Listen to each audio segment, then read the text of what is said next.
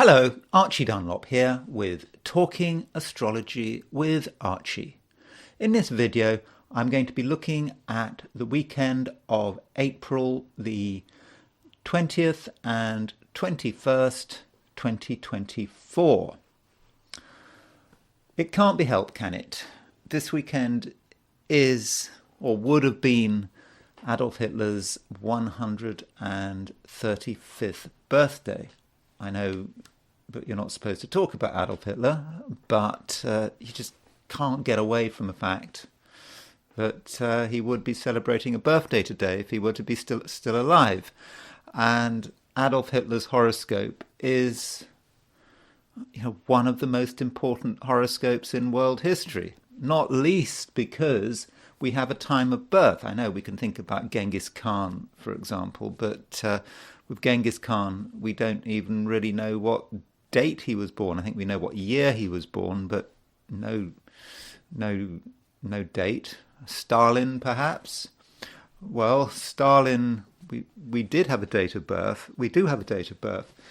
Problem with Stalin is that we don't know what his time of birth was. And Stalin's a big problem because I co-wrote this book in the early 90s,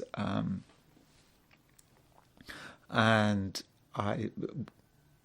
it covered basic astrology, and I looked at Stalin's chart, and I said Stalin's a Capricorn, because everyone thought that Stalin was a Capricorn in the early 90s. That was a standard view. It was only later when someone did some research, and I think someone in Georgia went into a church and did some records and found that actually he was a Sagittarian. And that's kind of embarrassing, but the book had been out for years, a couple of years by the time that had happened, and so it wasn't as embarrassing as it could have been. But yeah, everyone thought that Stalin was a Capricorn, no, he was a Sagittarius. But with Hitler, we have a date of birth, and we have a pretty good time of birth. So that means we have got the horoscope of someone who is, the most destructive, one of the most destructive and evil people who've ever lived, and so that horoscope is going to be instructive. I mean, if that horoscope doesn't work, then then astrology doesn't work.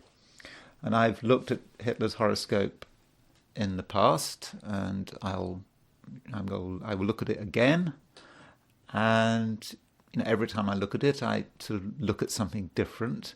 And so some of the things I say about Hitler's horoscope in this video, I would have said before, perhaps a few months ago, sometime over the last year, but maybe I'll say something that I hadn't noticed before or hadn't decided to mention before. So yes, that is going to be what I'm going to look at today, and I'm not going to apologize for that, because I think astrologers should be interested in the horoscopes of people like Adolf Hitler. By the way, the thumbnail, that photograph is not of Adolf Hitler, of course. That is, of course, a photograph of Charlie Chaplin, and that comes from the film The Great Dictator. I think it was made in 1940. Interestingly, Charlie Chaplin was born, I think, on April the 16th, 1889. Charlie Chaplin was born 4 days before Adolf Hitler, and he effectively played Adolf Hitler in the film The Great Dictator. Apparently, Hitler saw that film twice, and Charlie Chaplin, when told about this, really said he would have loved to have known, what Hitler was thinking. But anyway, that's what I'm going to do today. I'm going to look at the horoscope of Hitler. So before I do that, though, I'm going to look at the astrology and the I Ching for this weekend, which is the weekend of April the 20th and 21st, 2024. So here is a chart set for the middle of the weekend, when Saturday becomes Sunday, and we can see a couple of things. Firstly, we have an exact Jupiter-Uranus conjunction. Now, it is a big deal. I think this conjunction happens, I don't know, only around every 14 years. Okay, you might get it a couple of times if Jupiter's going retrograde, but we only get it once. And I've talked about this conjunction before. This conjunction, I think, is about the principle of freedom. It can be about relief. Reinhold Ebertin, in The Combination of Stellar Influences, describes it as the thank the Lord aspect. So we might feel that something's finally happening. I suppose it looks as if Congress is going to pass this bill, isn't it, to provide, was it $61 billion to Ukraine? And so probably people in Ukraine are feeling Jupiter-Uranus conjunction, relief, thank the Lord, it's finally happening, and money's coming. But just because we have a sense of relief, of course, doesn't mean that everything's going to be fine. I think most serious commentators who have any sense of objectivity know that the $61 billion is going to make no difference at all. But still, Jupiter-Uranus conjunction, great sense of relief. We're already beginning to see evidence of that. And what else? A few days ago, last Tuesday, there was an elephant that escaped in, let me pronounce this right, Butte, Montana. Last time I pronounced it Butte, Montana, but I was corrected on that, so thank you for the correction. It is pronounced apparently Butte, Montana, but this elephant escaped for 10 minutes, a circus elephant. PETA, I hope I pronounced that right, the charity is not happy with the way that elephant has been treated, being kept in captivity, not being treated well. So it might seem a fun thing, elephant escaping in Butte, Montana, but we need to look at how that elephant has been treated. I think the elephant was called Viola. We need to give that elephant a name. I think that was the elephant's name. Correct me if I'm wrong. And so that's this Jupiter-Uranus brewing.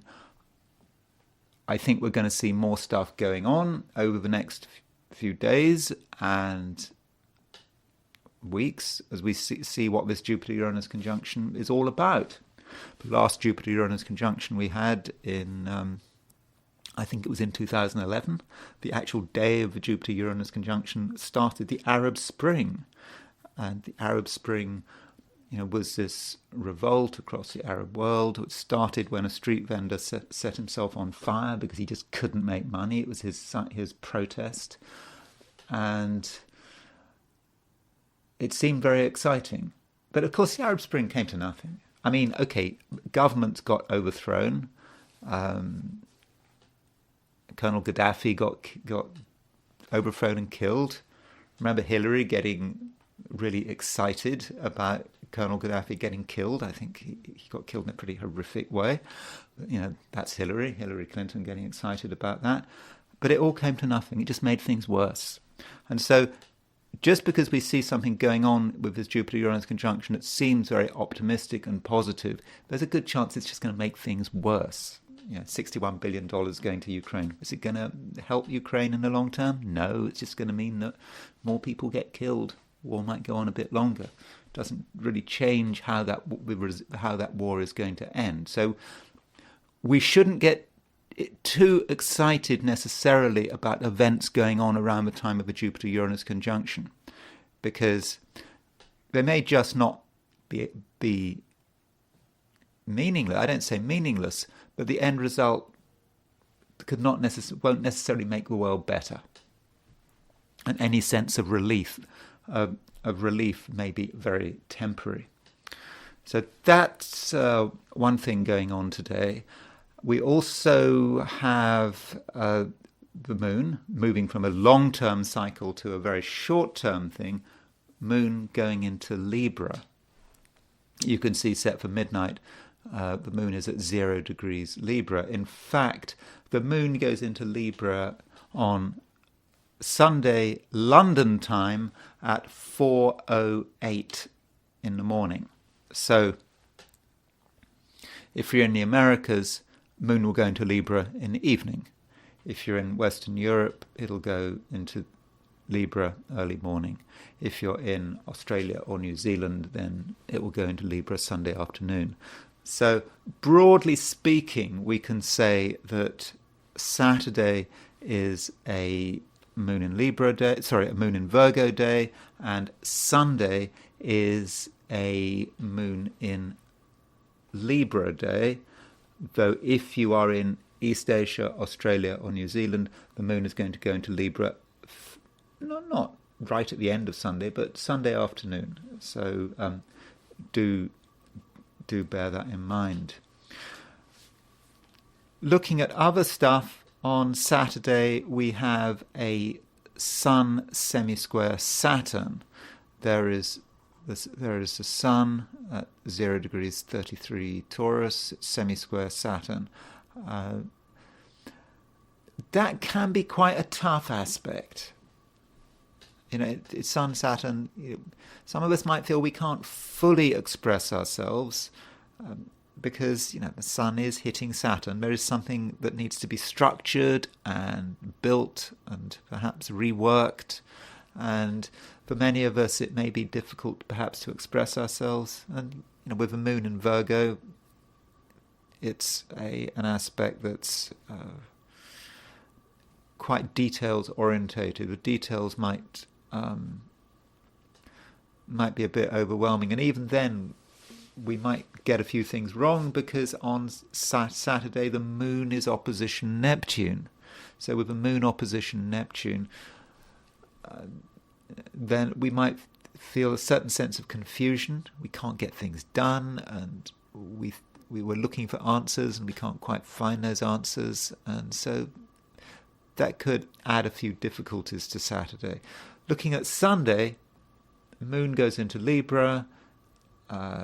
It makes a trine aspect to Pluto, and I think that trine aspect to Pluto is relatively harmless. We might feel that things have changed now that the moon has gone into Libra, a certain sense of relief, and that we finally have some power at our disposal with moon trine Pluto, and it may not be so difficult to get things done on Sunday as it was on Saturday.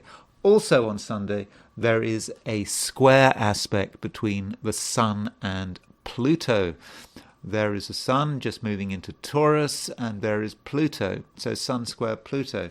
Again, issues of power and how we're able to assert ourselves. Are we exercising power, or is it someone else exercising power? So issues of power do need to be carefully considered on Sunday. Looking at looking at the weekend from a heliocentric perspective, I think we can certainly see things going on. Let me just look at the heliocentric universe. The heliocentric solar system. Remember, this puts the Sun at the centre of things, where it should be. I mean, let's face it, solar system. Everything is moving around the Sun, and we are starting to see, in fact we are seeing a T-square, heliocentric T-square. There is the Jupiter-Uranus conjunction, the heliocentric Jupiter-Uranus conjunction. Remember, from a heliocentric perspective, the Jupiter-Uranus conjunction has already happened. And then we've got Mercury. Heliocentric Mercury is moving at the moment, just under 3 degrees a day. So if we track Uranus through it, in a couple of days' time, heliocentric Mercury or a day or two's time, heliocentric Mercury, beginning of next week, Mercury will be making the opposition to Jupiter and Uranus. Then we've got Mars, Mercury making a square to Mars. So this Mars, this Mars squared, we've got Mars squared Jupiter now. Mars squared Jupiter can be a difficult aspect. We've got Mercury triggering it. I'm thinking that this T-square could potentially be quite dramatic. It's like, I don't know, where is it going to happen? I don't know. It's when you've got these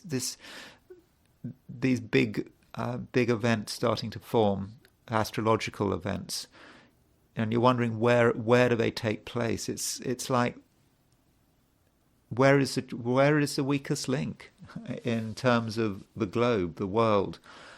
I'm not sure where that weakest link is, but I think over the next few days we can expect quite sort of dramatic events. Okay, most likely to happen in existing war zones. I think the Middle East is going to be quite active as usual. It's already active. Haven't the Israelis just had another strike on? Have retaliated with some strike on Iran? I think the gold price spiked last night, then it went back down again. So things are really happening. When I say last night, I'm talking about that's Thursday, Friday. Is that right? Or was it Wednesday, Thursday? Anyway, there was a spike in the gold price when Israel attacked. It did something against Iran, and it went down again. I don't know what it's doing now, but there is that heliocentric T-square, and I think that needs to be watched. It doesn't involve Earth. So Earth is not, there's the Earth at 1 Scorpio. Earth's not tied in with that T-square. To be really sure that something's going to be happening, you'd want Earth to be conjunct that T-square, but it's not. So then maybe that means it's not quite a sure thing. But that's the heliocentric position. It looks active, to say the least. So overall, I think this weekend could be quite busy. I think there's a lot going on. I'm not convinced that it's going to be a quiet weekend, at least in a sort of global sense. I think that there's a lot of action. And I think we're already starting to see the action. We've just seen Israel attack Iran as we move into the weekend. And also I see that it's I don't quite know what stage we're at, but it's progressing well. This bill to get Ukraine at $61 billion, I suppose that links with Jupiter Uranus. As I said, it's not going to make any difference, but that's a sort of Jupiter Uranus event, just a relief. It's finally happening. What good it's going to do anyone? So that's a position for the weekend. And what I'm going to do now, as usual, is look at the the weekend from a perspective of the 12 signs. So, and the 12 signs are generally done from a geocentric perspective. So we go back to the geocentric way of looking at things. So these are my forecasts for the 12 signs for the weekend of April the 20th and 21st, 2024. Aries. In many respects, Aries, it's going to be a weekend of two parts. On Saturday, the moon is moving through Virgo. And so on Saturday, maybe you're not going to be in the mood for doing too much. You feel that you've got enough on your plate as it is, and you certainly are not going to want to overload yourself. And I don't think you're going to feel particularly comfortable if you're in high-profile social settings. You take the view perhaps that the world is complicated enough, and even doing quite simple tasks may be a little bit difficult. I mean, there's plenty of things around to actually confuse you. After all, the moon is in Virgos, making an opposition to Neptune. You're trying to organize yourself, but there are distractions, and maybe your own emotions are a little bit stronger than usual. Though I think that if you make a special effort on Saturday to be well organised, I think that you could make some good progress. And it's quite possible that you make some kind of discovery. It's like you put in the hard work. You don't really want to be doing this hard work. It seems a pain. It seems a chore. But suddenly something comes together and you feel a certain sense of contentment. But it's not a time to be really committing yourself to anything or to be making decisions because of this opposition between the Moon and Neptune. Then, as you move into Sunday, the Moon changes sign, and I think with the Moon moving from Virgo into Libra, I think that Aries, you're going to feel better.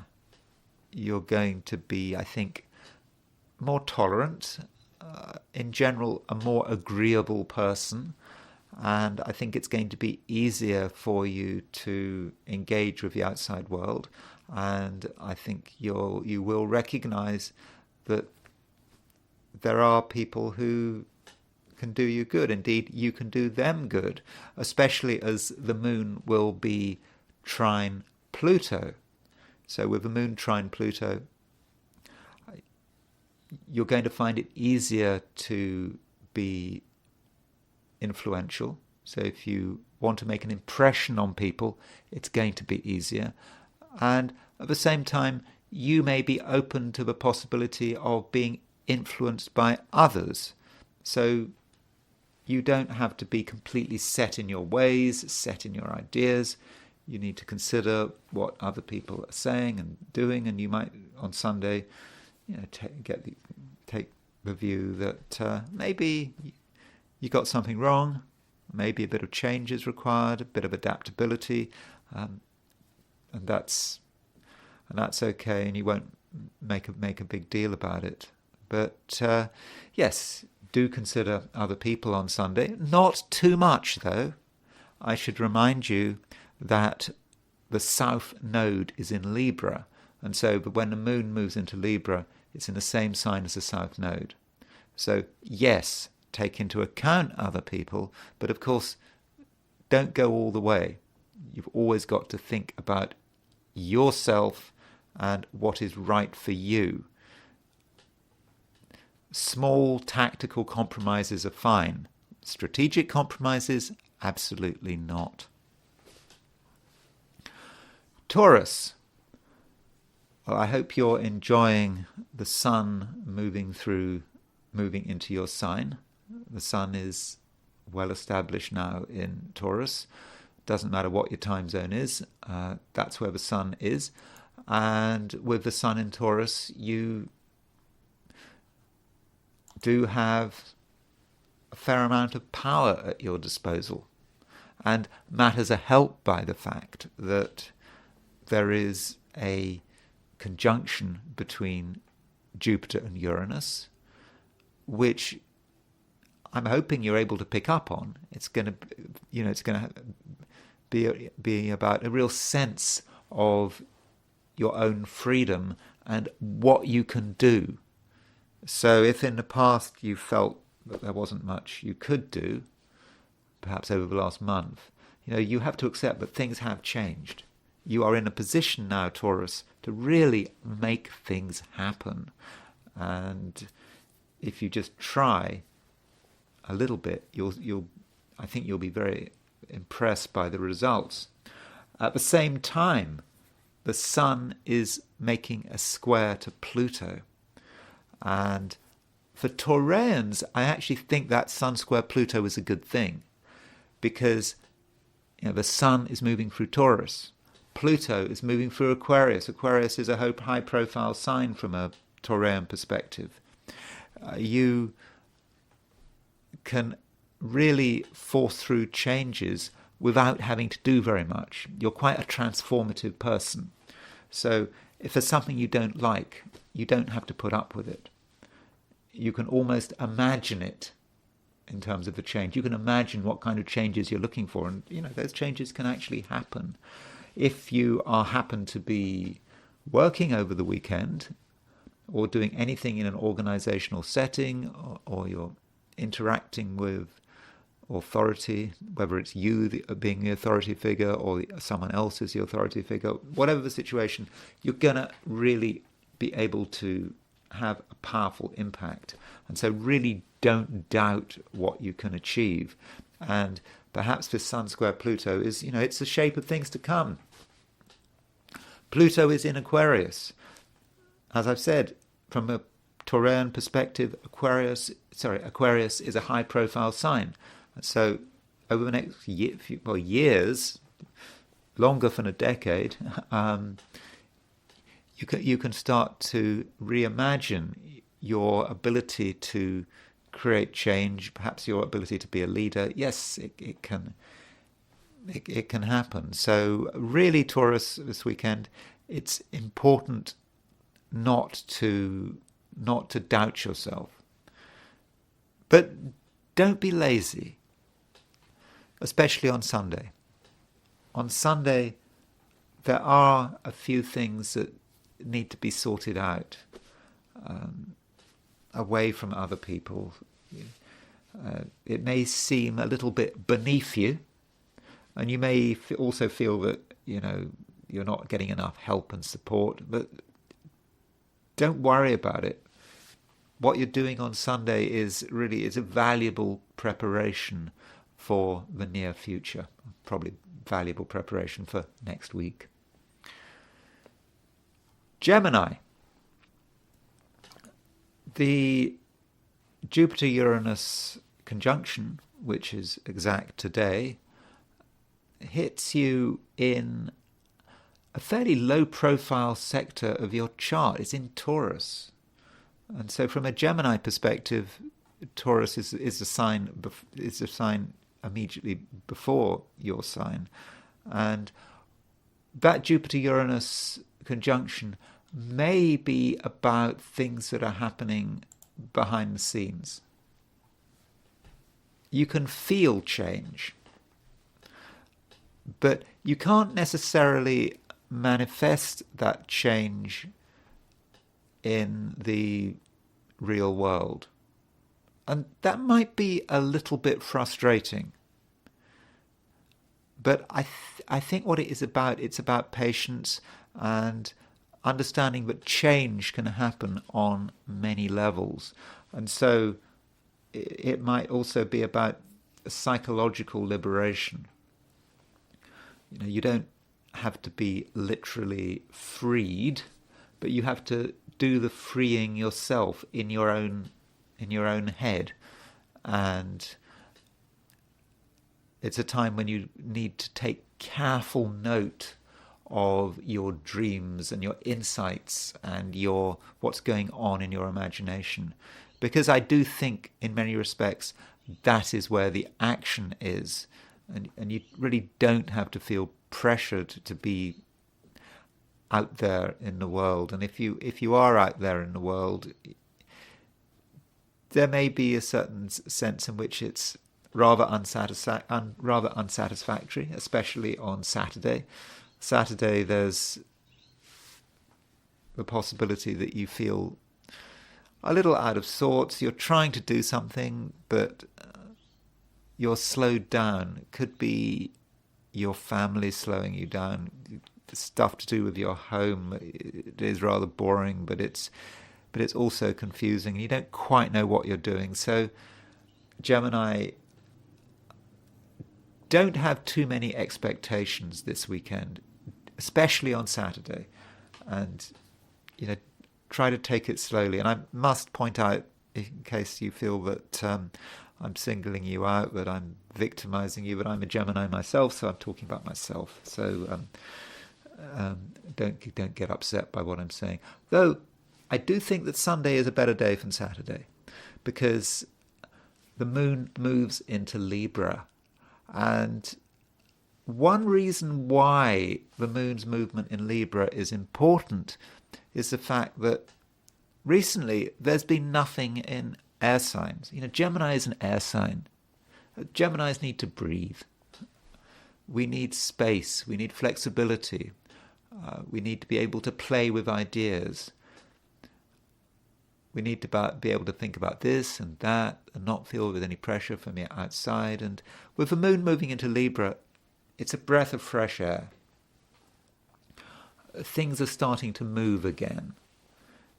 Yes, we understand that there are outside pressures that we have to deal with, other people's feelings, other people's idiosyncrasies. But with the moon moving into Gemini, there is more space.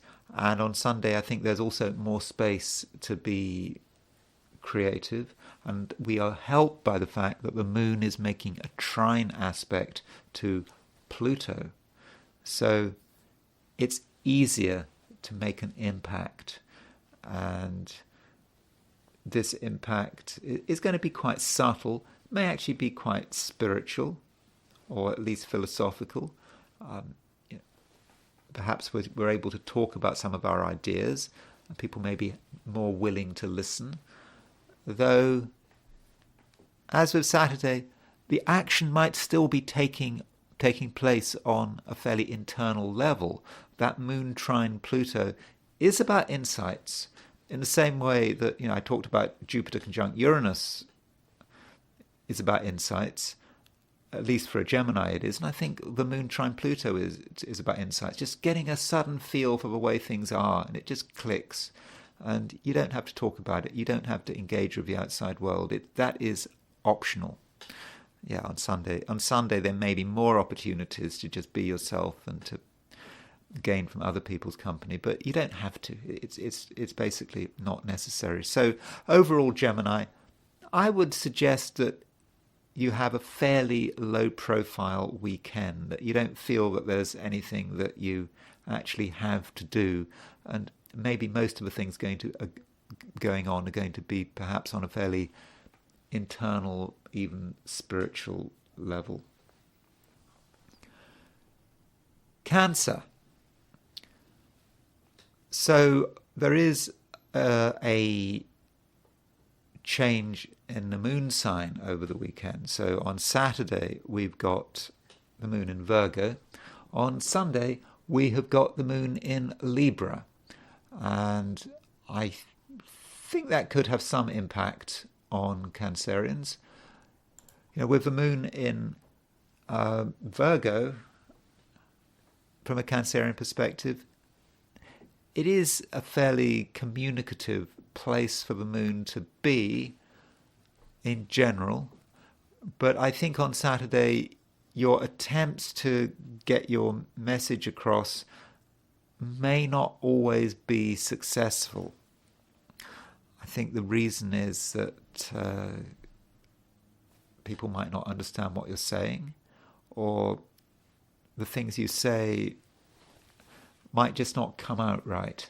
And so although on Saturday you might feel that you should be saying something, maybe you shouldn't.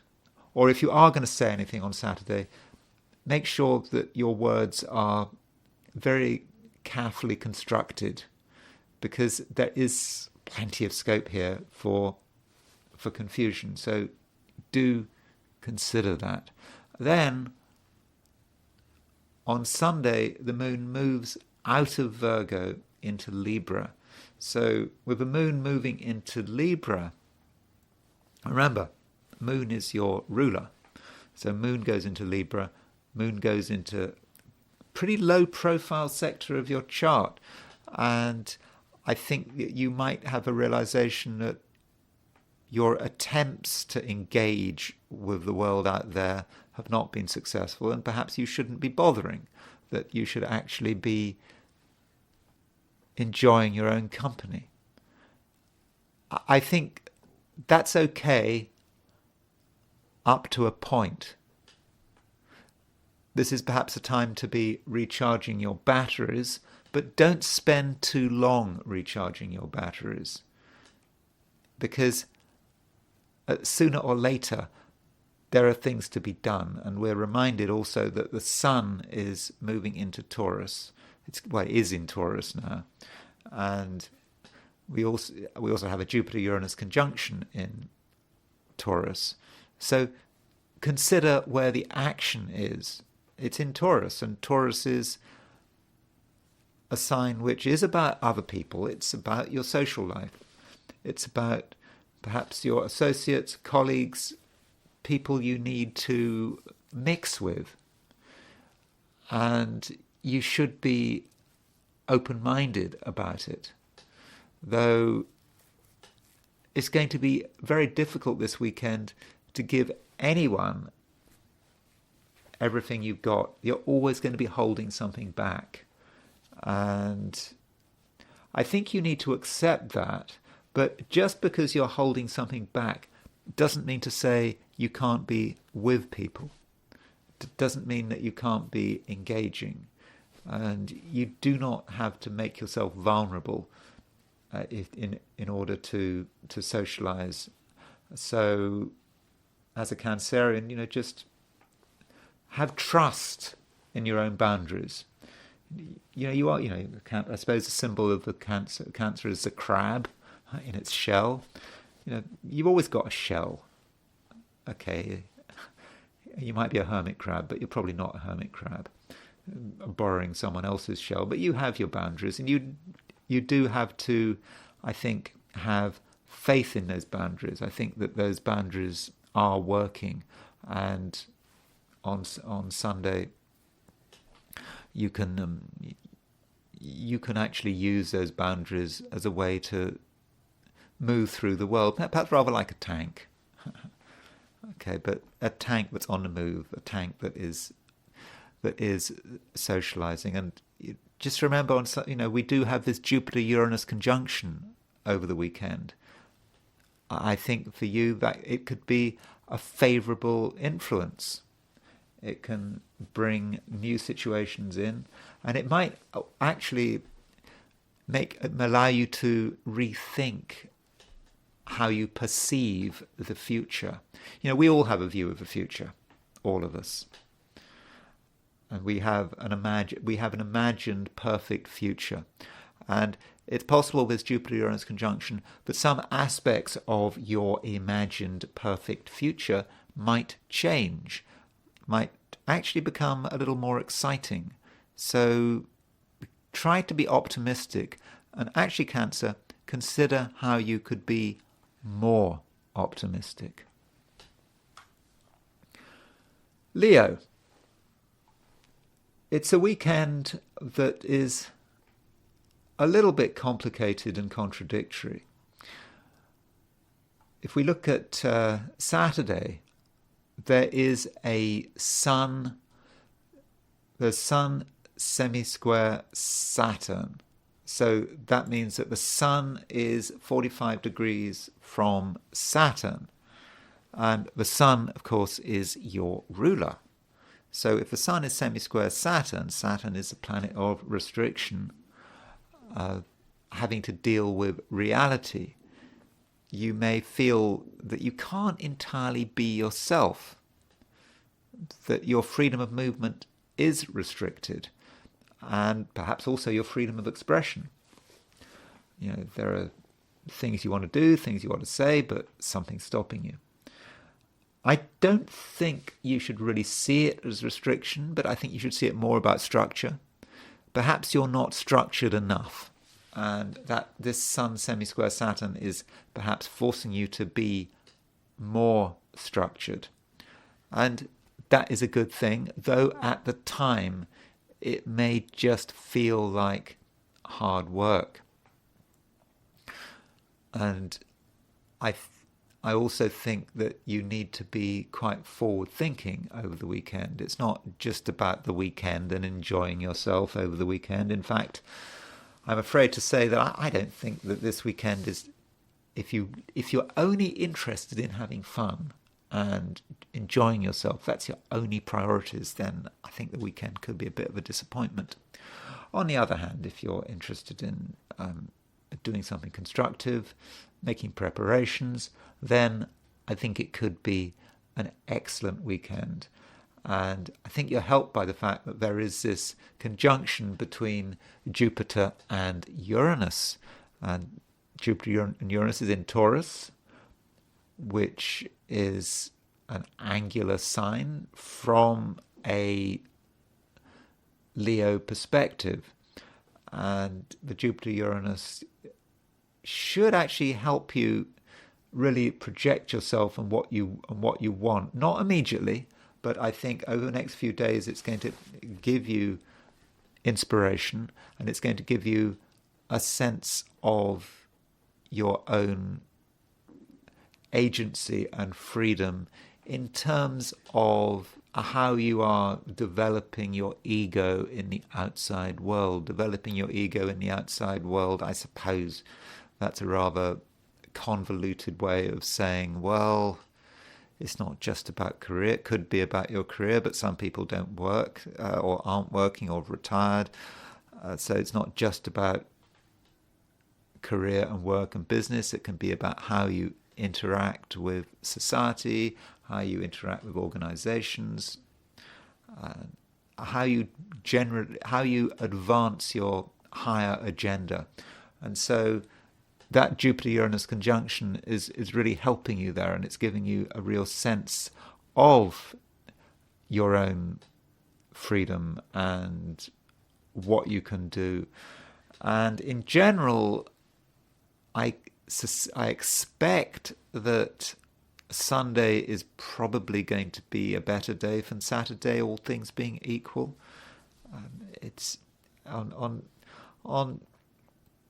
on Saturday, you just might feel there are sort of these annoying obligations to deal with, mundane matters that you'd rather not have to bother with, and even if you do bother with them, they might be confusing. But on Sunday,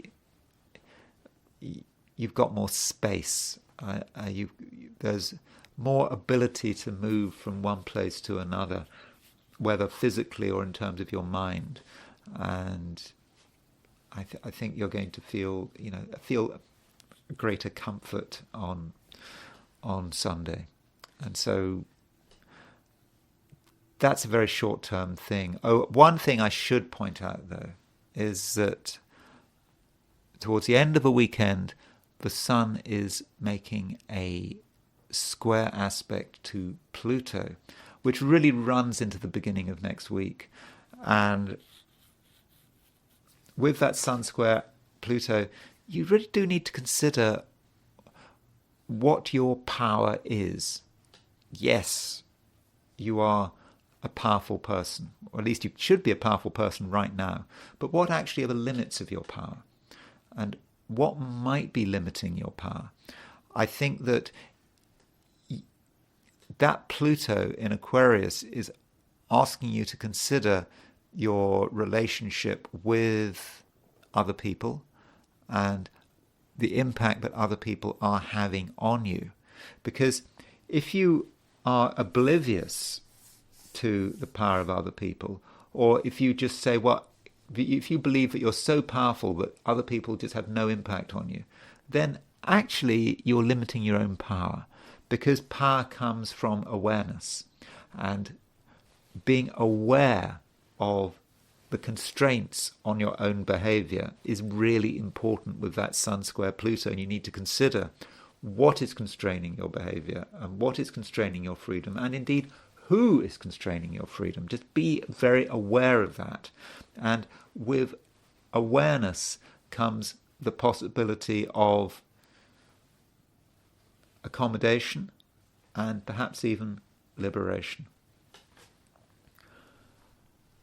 Virgo. The moon is in your sign on Saturday. On Sunday, the moon moves out of your sign and moves into Libra. So Saturday is a day in which you feel that you're broadly in control. I think you'd like to be in control, but you're also aware of confusing tendencies. You try hard to make things happen and to organize things, but it can be a bit difficult. There are people and situations who are just not making it easy, and they are being somewhat confusing. And I think you have to be careful how you go with that. You know, you should know what's going on. You do know what's going on, but there's so much to distract you. And so I would treat, one-to-one contacts with a certain amount of caution, and not take anything anyone says or promises too seriously. Because with the moon in Virgo, that should perhaps be about personal responsibility, accepting that whatever happens, it's down to you. And if things go wrong, it's down to you. And the flip side of that is that you mustn't give other people an opportunity to mess things up for you, because, that would be a bit of a shame.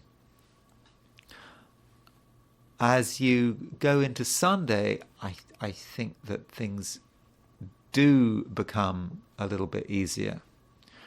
I think that there's less pressure on you, and at the same time, you're going to find it easier to think things through without getting distracted, and you will start to have an awareness of what is important. That's good, but this awareness needs to develop over the next day or two. So you start to realize that something is important, and you're right to realize something is important. But in realizing that something is important, you have to also understand that very soon you'll realize that that's not actually quite the point. That yes, something might be important, but what really matters is what is underlying it. So you have to be ready to go a bit deeper, because what seems to be important on the surface is just symptomatic.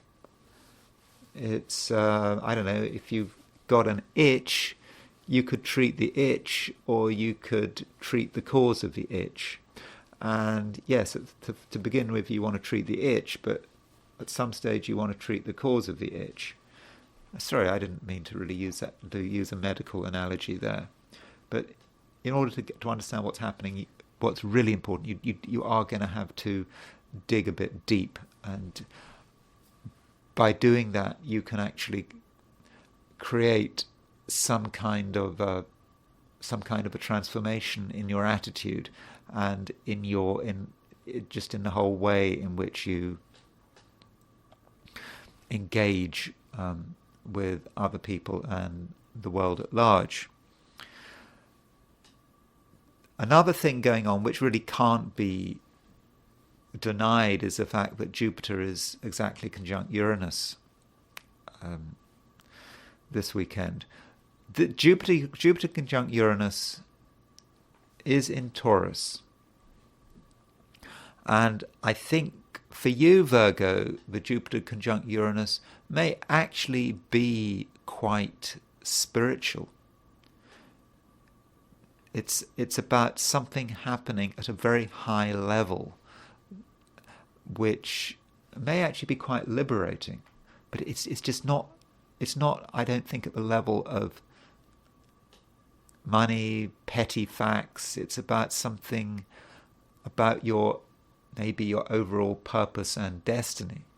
What is your purpose and destiny? The Jupiter-Uranus conjunction is going to give you some insights into it. And some Virgos may feel a strong connection with the earth.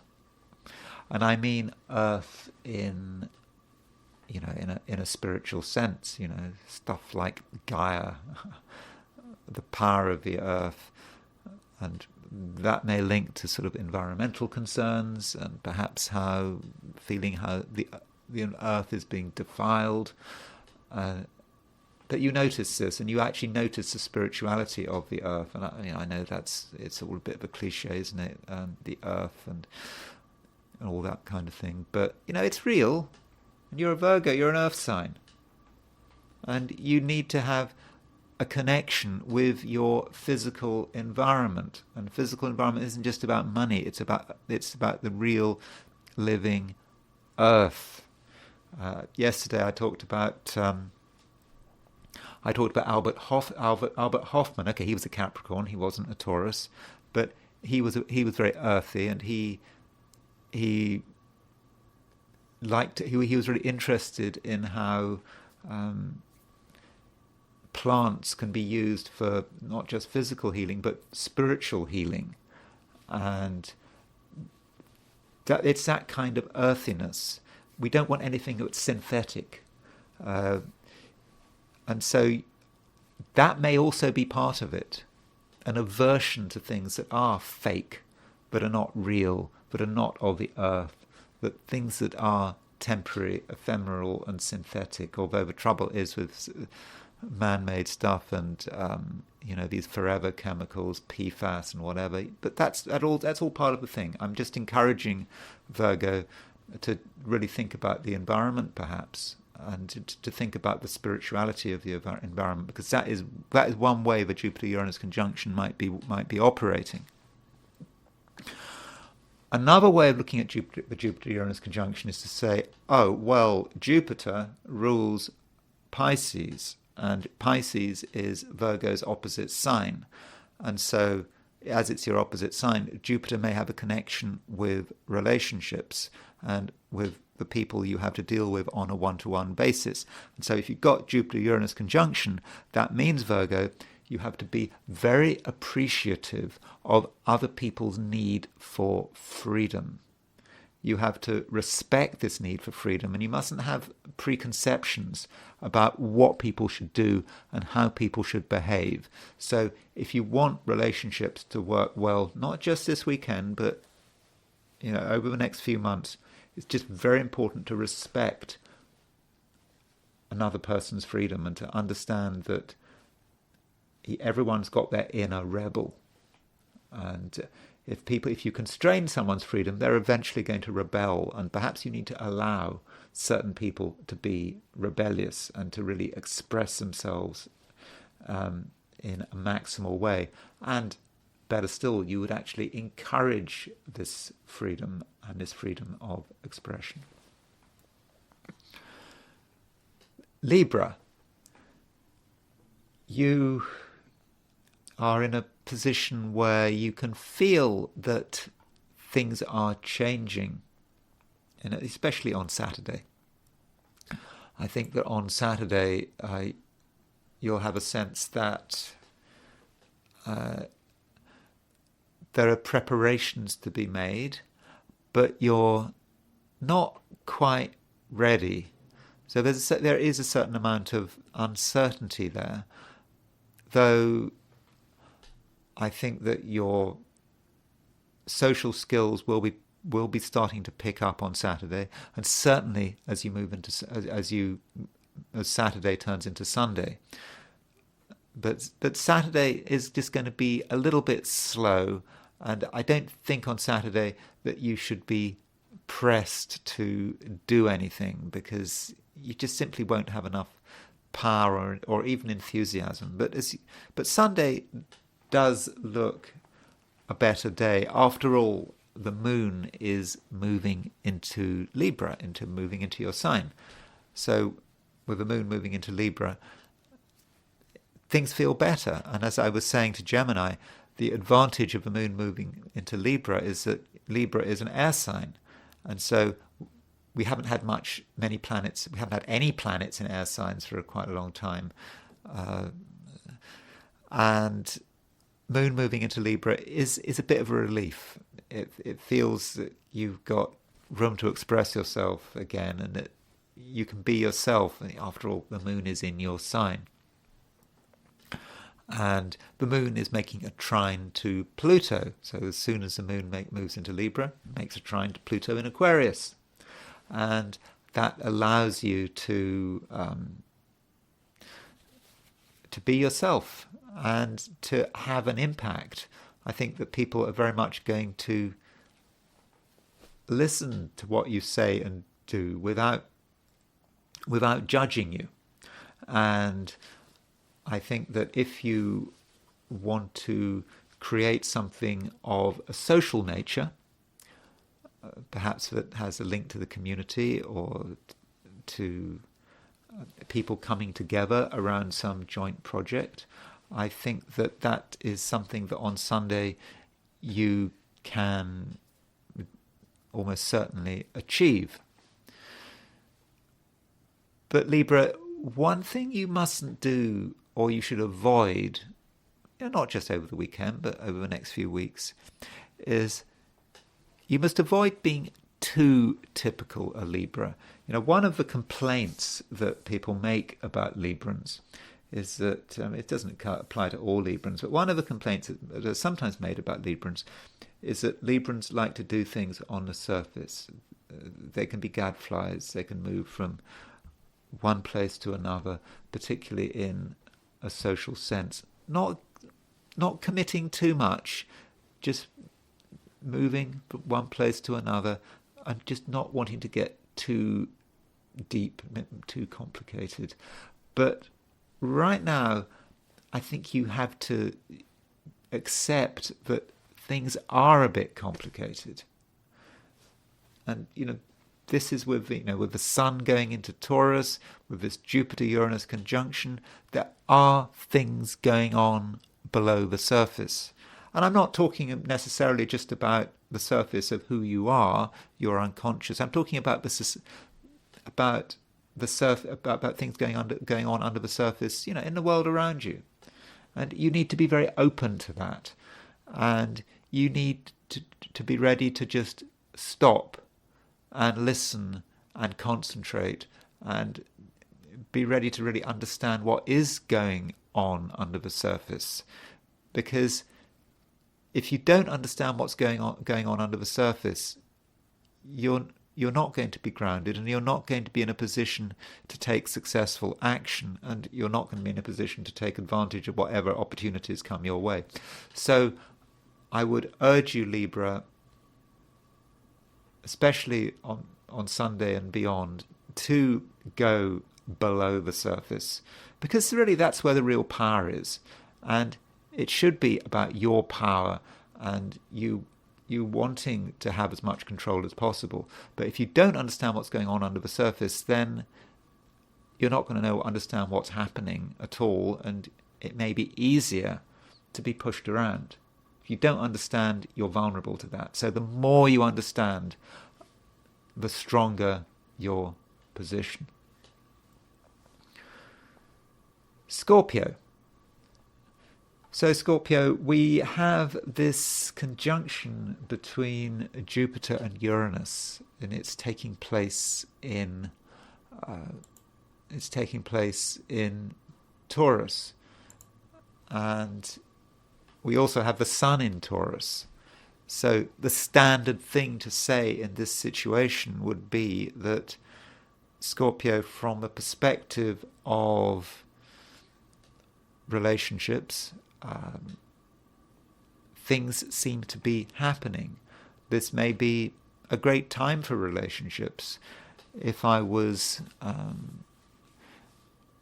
a super positive astrologer who always focused on people's love lives and spent 70% of my time talking about how wonderful people's love lives were going to be, then I would probably be going over the top with Jupiter-Uranus in Taurus and the Sun in Taurus. I would be saying that this is the time for romantic success, exciting meetings, finding really wild, freedom-loving people, and and so on. I mean, there's a little bit of exaggeration there. There's rather too much exaggeration there, but there may be an element of truth there, that you can find interesting people with this Jupiter-Uranus conjunction.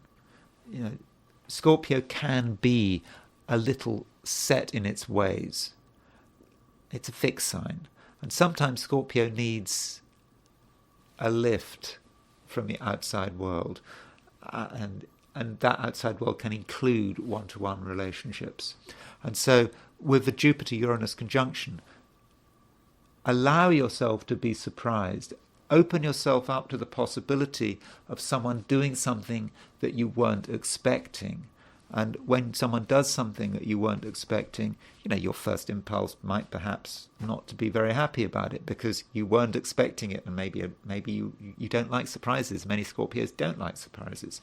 But with this Jupiter-Uranus conjunction, it's perhaps telling you, a bit of surprise, a bit of excitement might actually be good for you. It kind of shakes things up, and perhaps that excitement can come from the outside world and can come from another person. But we shouldn't underestimate how resistant Scorpios can be to change. Yes, other people could come into your life. Do you want them to change who you are? Do you want them to change your routines, your way of thinking? In the first instance, probably not. After all, the Sun in Taurus is this weekend making a square aspect to Pluto in Aquarius, and I see that Pluto in Aquarius is about stubbornness, you holding on to what you believe in, holding on to your boundaries. Your boundaries are going to be quite important with that Pluto, that Sun square Pluto in Aquarius. So that may be something Scorpio needs to think about. How do you deal with challenges of an interpersonal nature?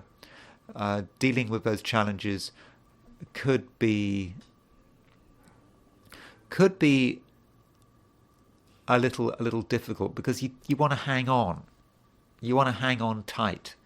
But Scorpio, I would suggest that you don't hang on too tightly. A little bit of give could be very useful. I mean, it may feel that you're giving something away, but really you're not giving anything away. You're just opening yourself up to a new opportunity. Sagittarius.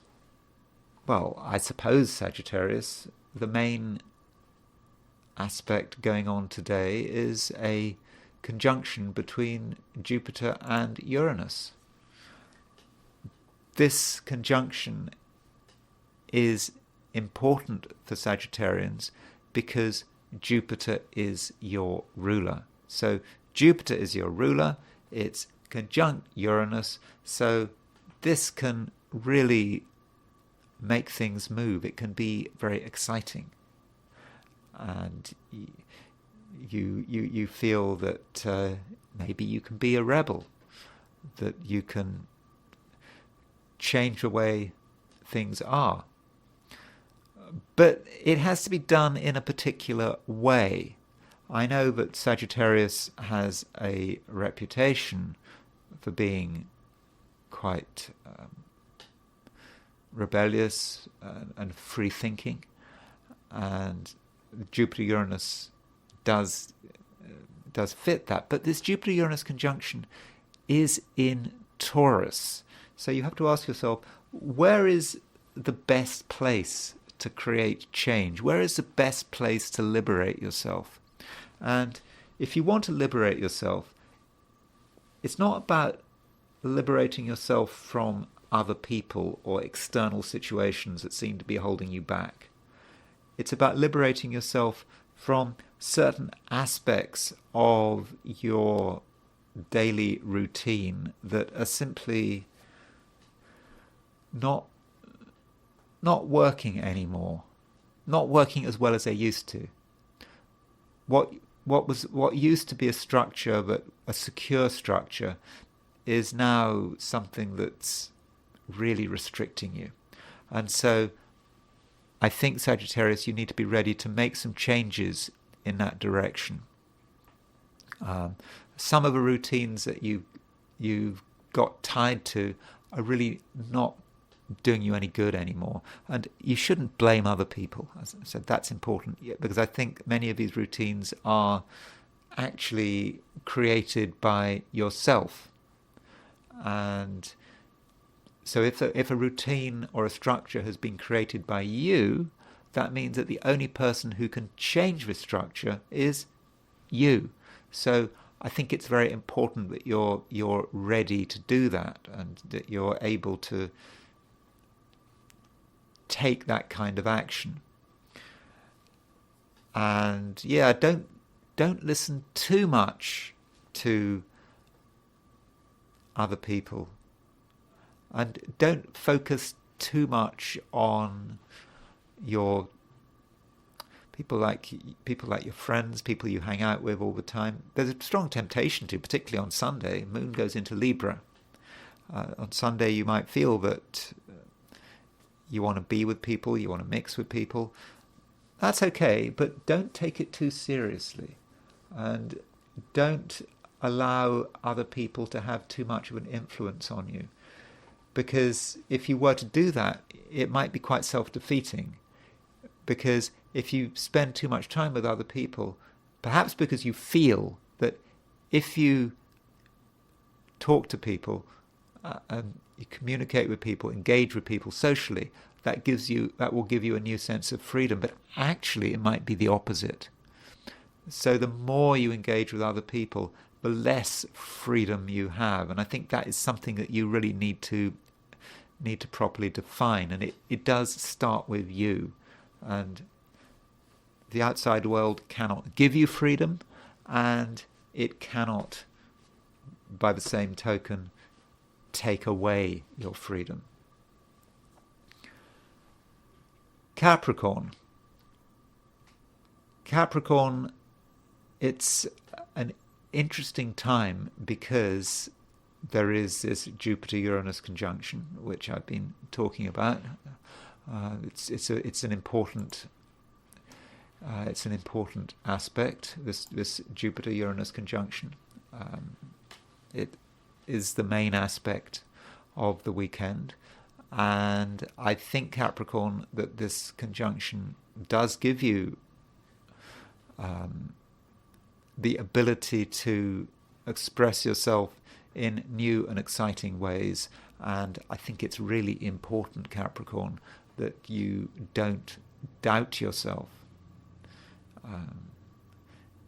You've got so much to offer, and you've got so much that's interesting to offer. I know that Capricorn has a reputation for being very staid and doing things by the book, not rocking the boat, but that's just a stereotype. It's not true. I mean, okay, it is true. It can be true. You can be staid. You can be sensible, but you're perhaps more of an exciting and creative and interesting person than some people give you credit. And I think that today, over the weekend, you can really tune into this, and also you will know how to project yourself. You're going to want to be noticed, and especially on Sunday. And you're going to, want people to, to see who you are, what you can do, what you can offer. And and you certainly shouldn't be doubting yourself.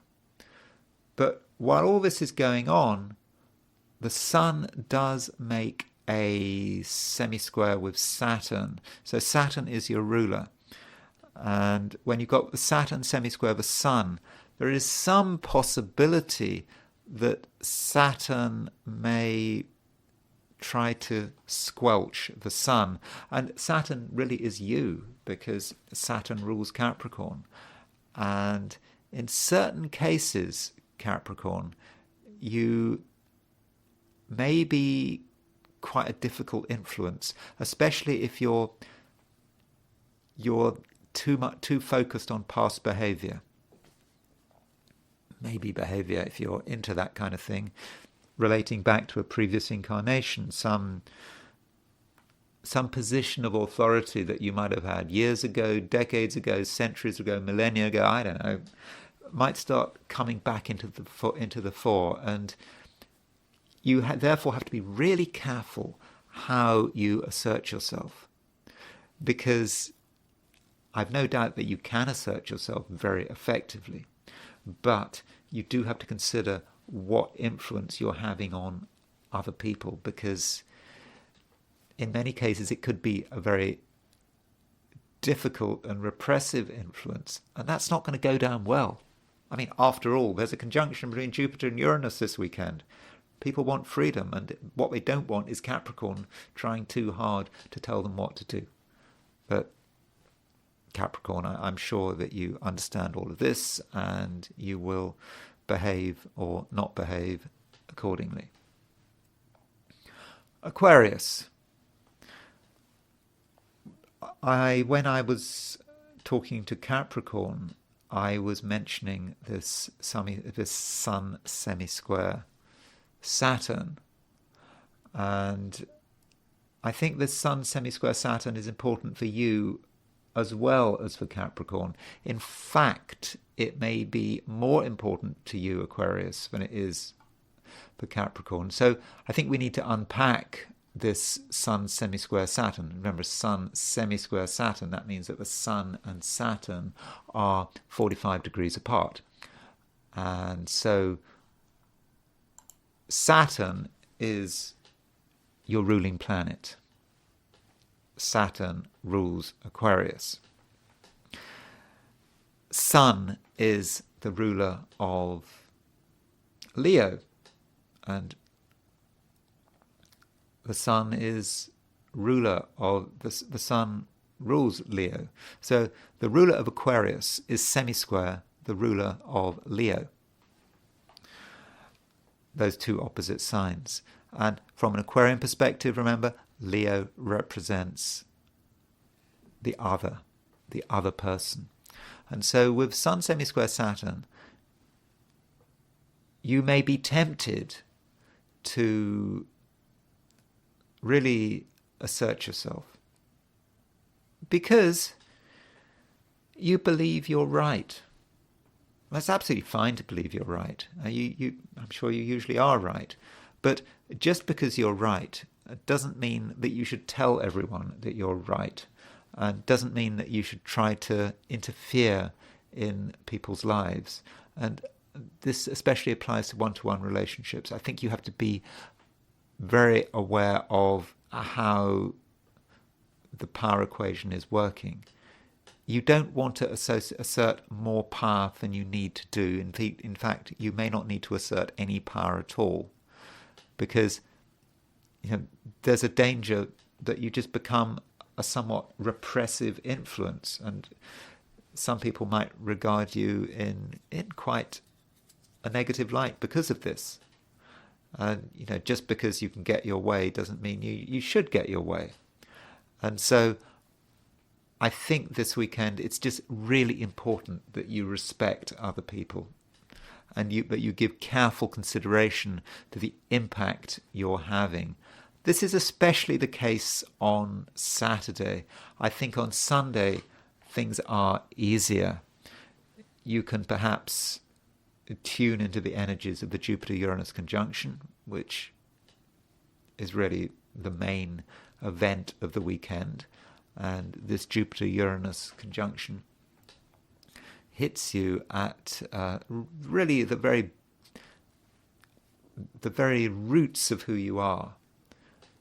And you may just realize that if you want to be a free spirit, that deep down there are things that have to be changed and overthrown and perhaps rebelled against. And this may relate, for example, to how you consider where you're living.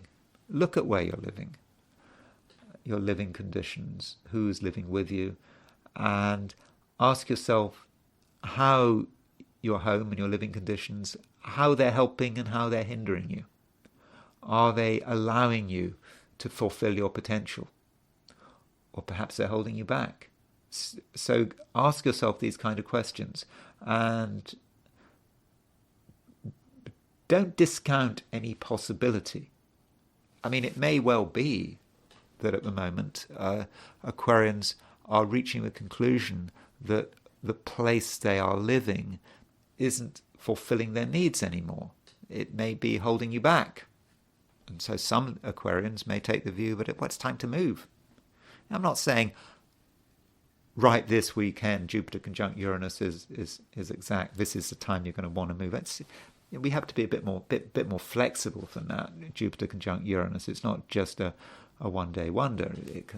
The impact of this conjunction is going to last weeks, maybe even months. So I think it is a time when many Librans will be considering this. And if you make a decision about what you need to do, what you should be doing, it'll be a sudden decision. It comes a deep down decision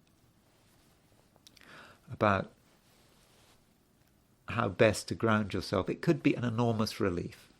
Remember, Jupiter-Uranus is the thank the Lord conjunction. It happens. It's just a private awareness that you have understood it all, and that could feel really good. Overall, I expect that Sunday is a better day than Saturday.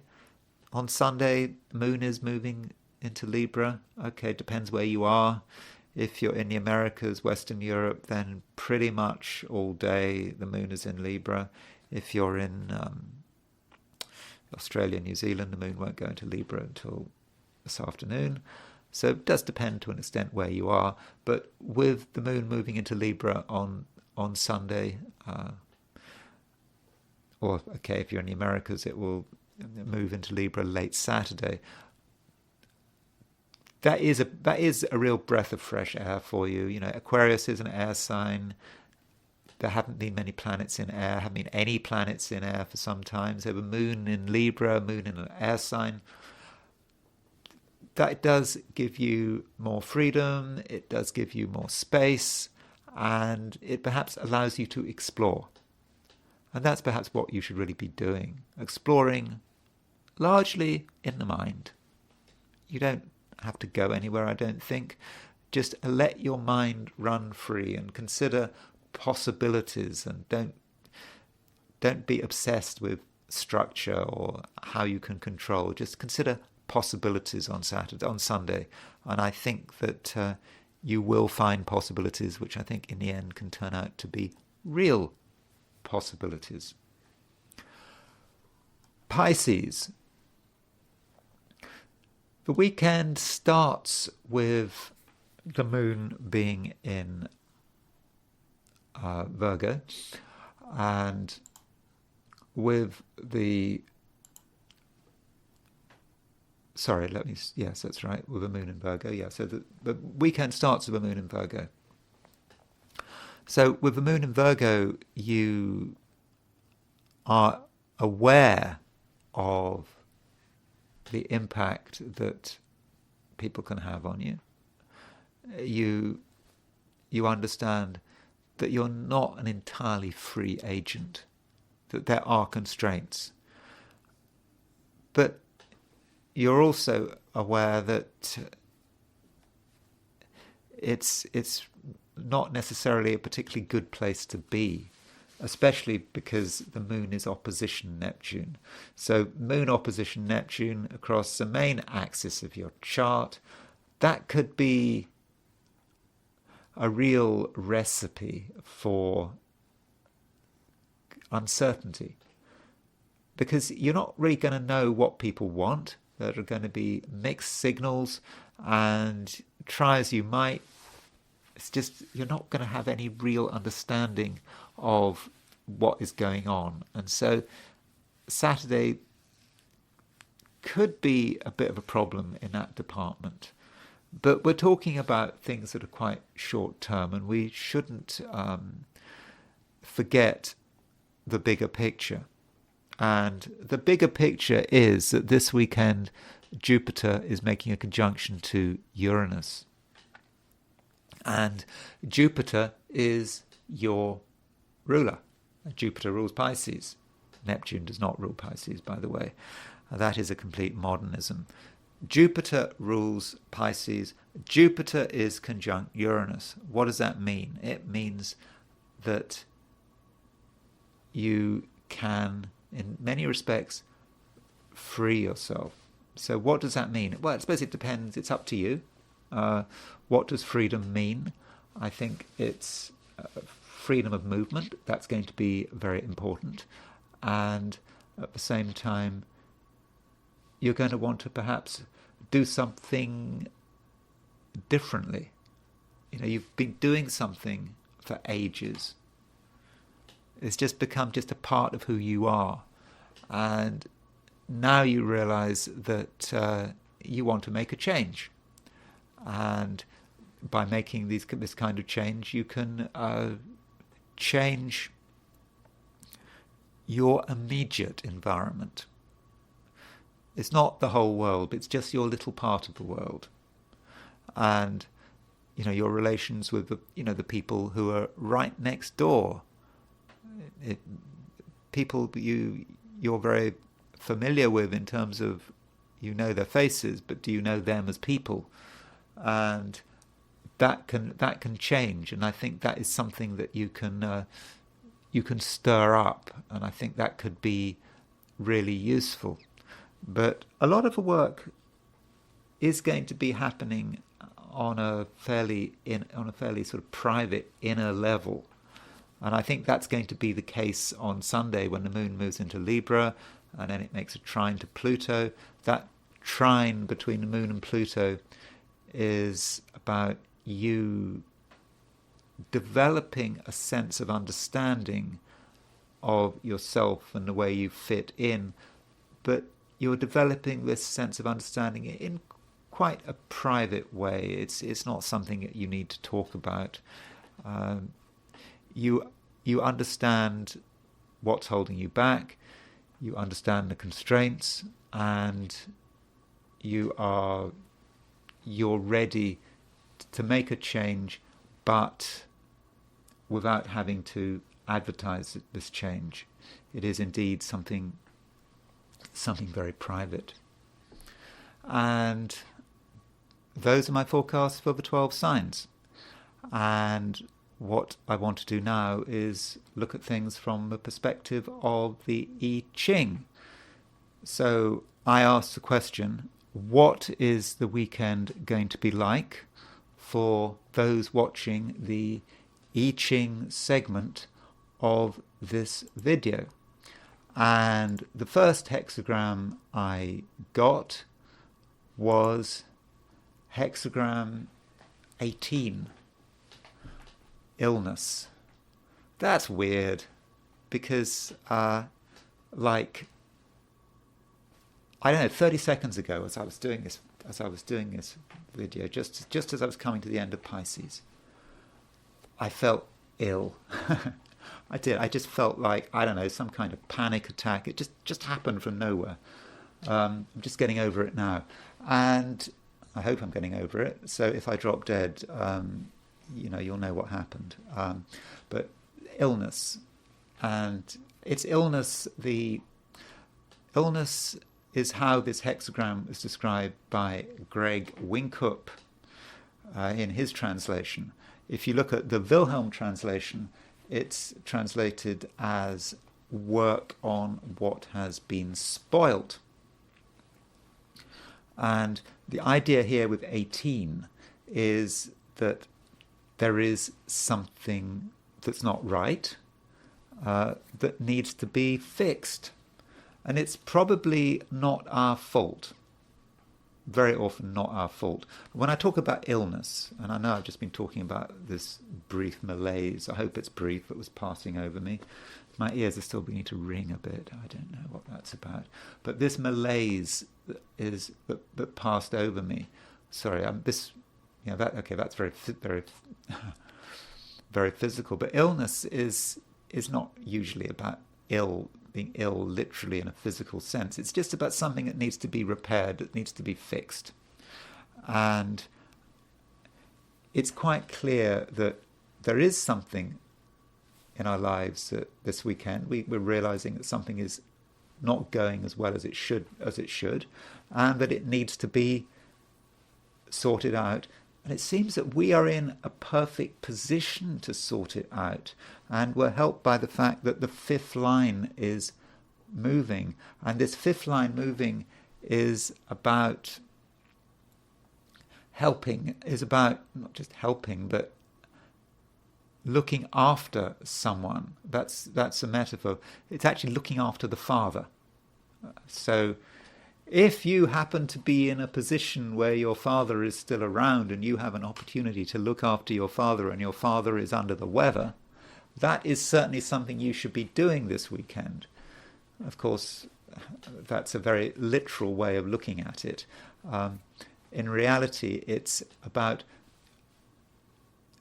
doing something that helps us get recognized.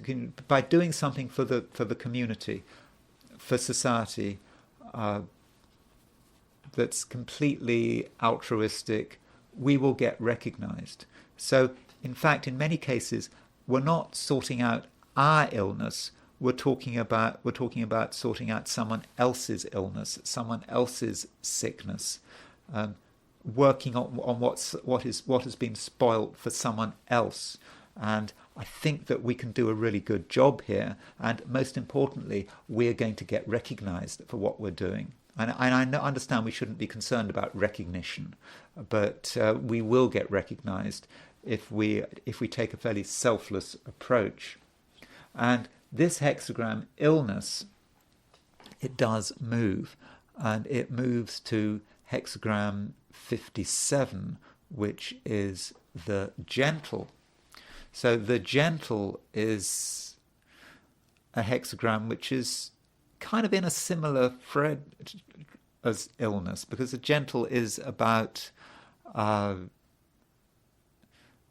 doing what is required of us. There is a sense of submission with the gentle. We shouldn't feel that we're there to be in control. We are there to do what is expected of us. And it's about, I think, seeing through what we saw in the previous hexagram, which was 18, which was illness. We see it through. And that means perhaps we are working for someone else. We're certainly not thinking about ourselves. But in the process with the gentle is like the wind. It's a wind going through everything.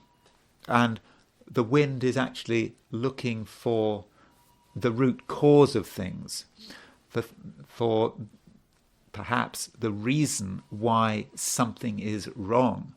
And the gentle allows us to really get to the bottom of things and to understand where the real problem is. And that is something we can do.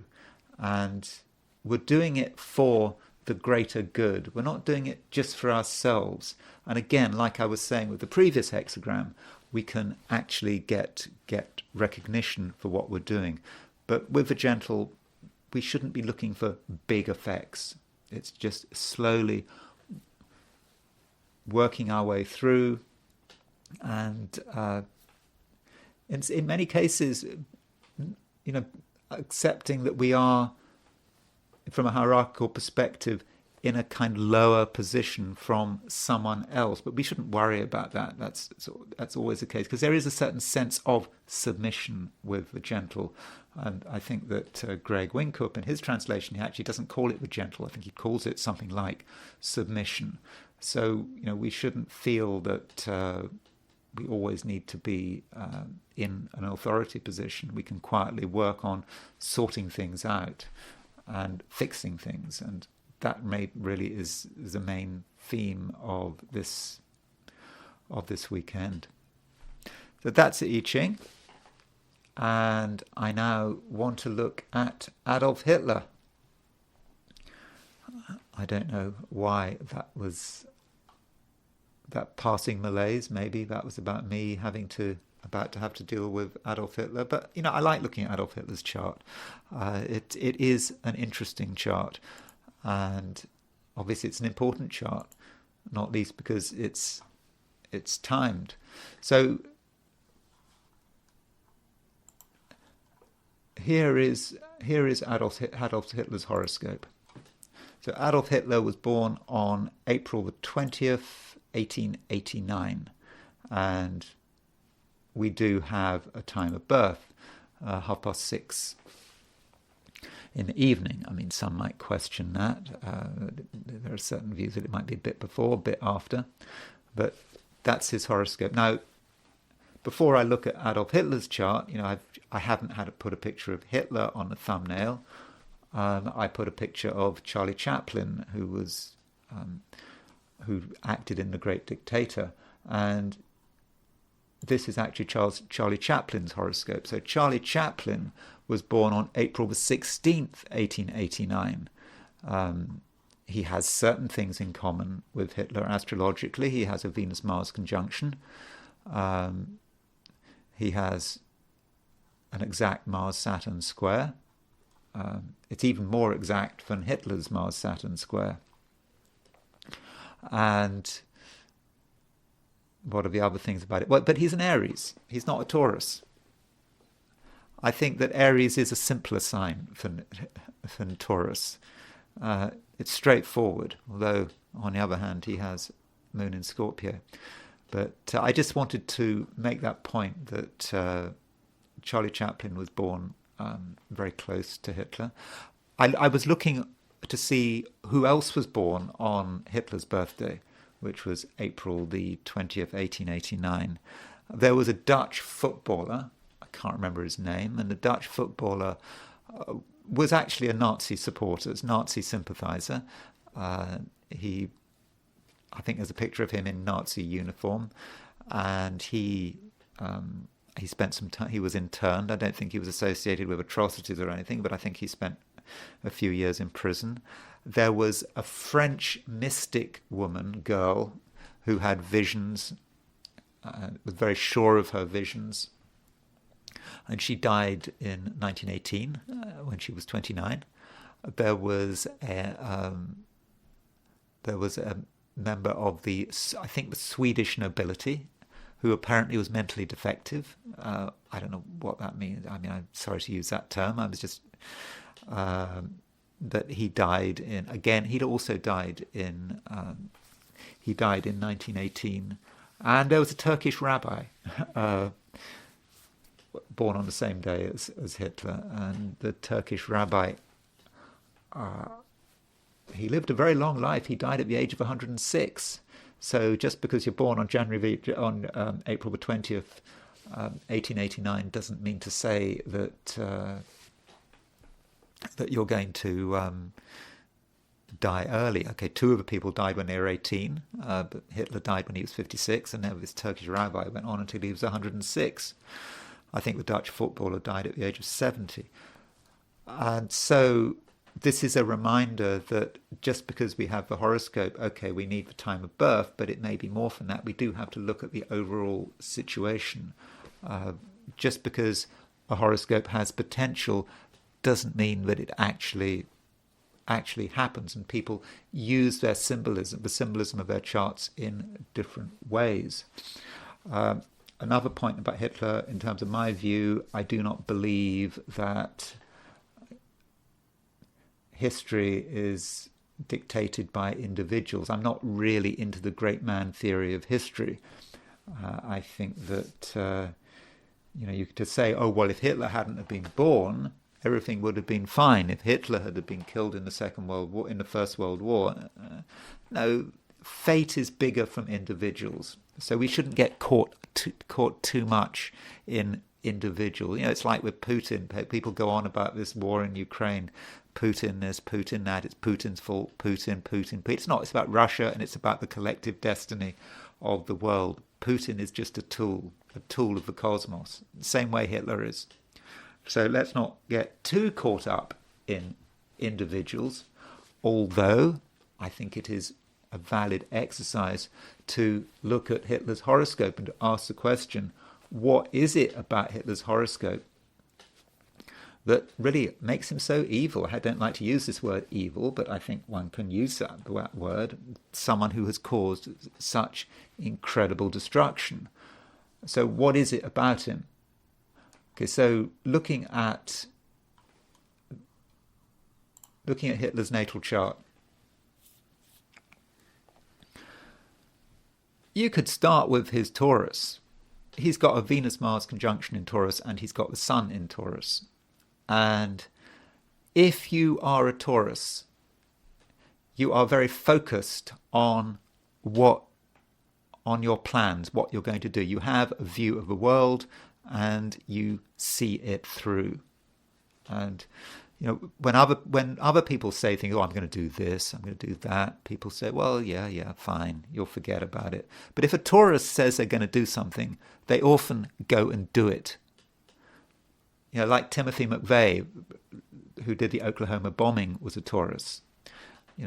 Other people could rant and rave about the government and what the federal agents are doing and what happened in Waco. They can rant and rave, and then they just think about something else. But not Taurus. Taurus said, no, I'm going to do it. And one of the things about Taurus, there's always, about Hitler, there's always this question, isn't there? What was Hitler planning? What was his view of the world? What was he going to do? Well, he wrote it all down. Not that I've read or I've attempted to read Mein Kampf, but it's pretty unreadable. But in Mein Kampf, he says it all. He says exactly what he's going to do.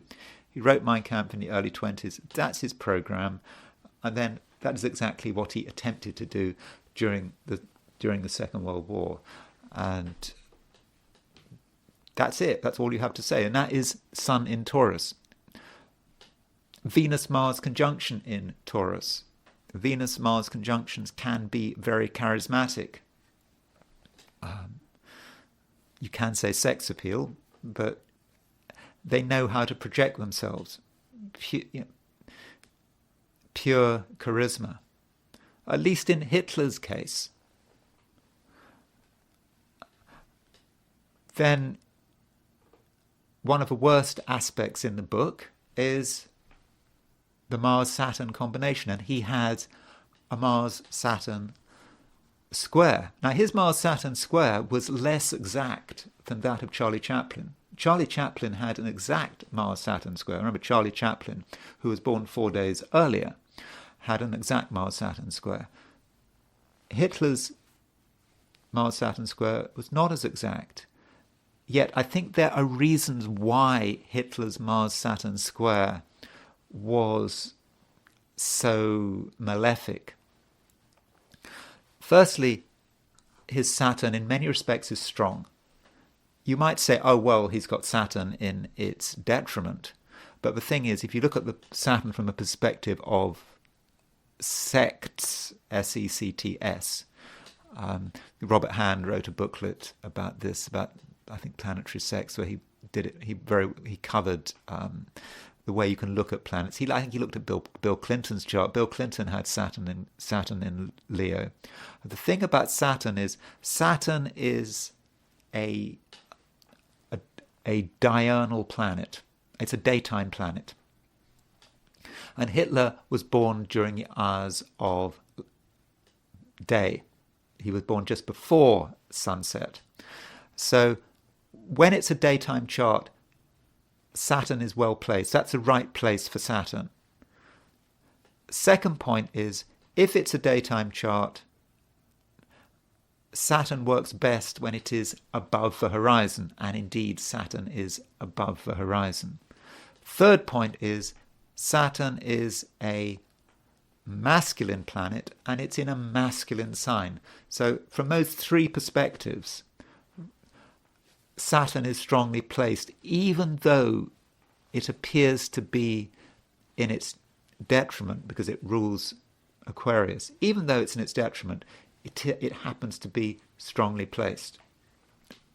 And it's in the Placidus 10th house. Okay, I understand that's a whole sign, 11th house. So it's a high-profile Saturn. It's the highest planet in the chart. So it is actually quite a good Saturn. Then it is square Mars.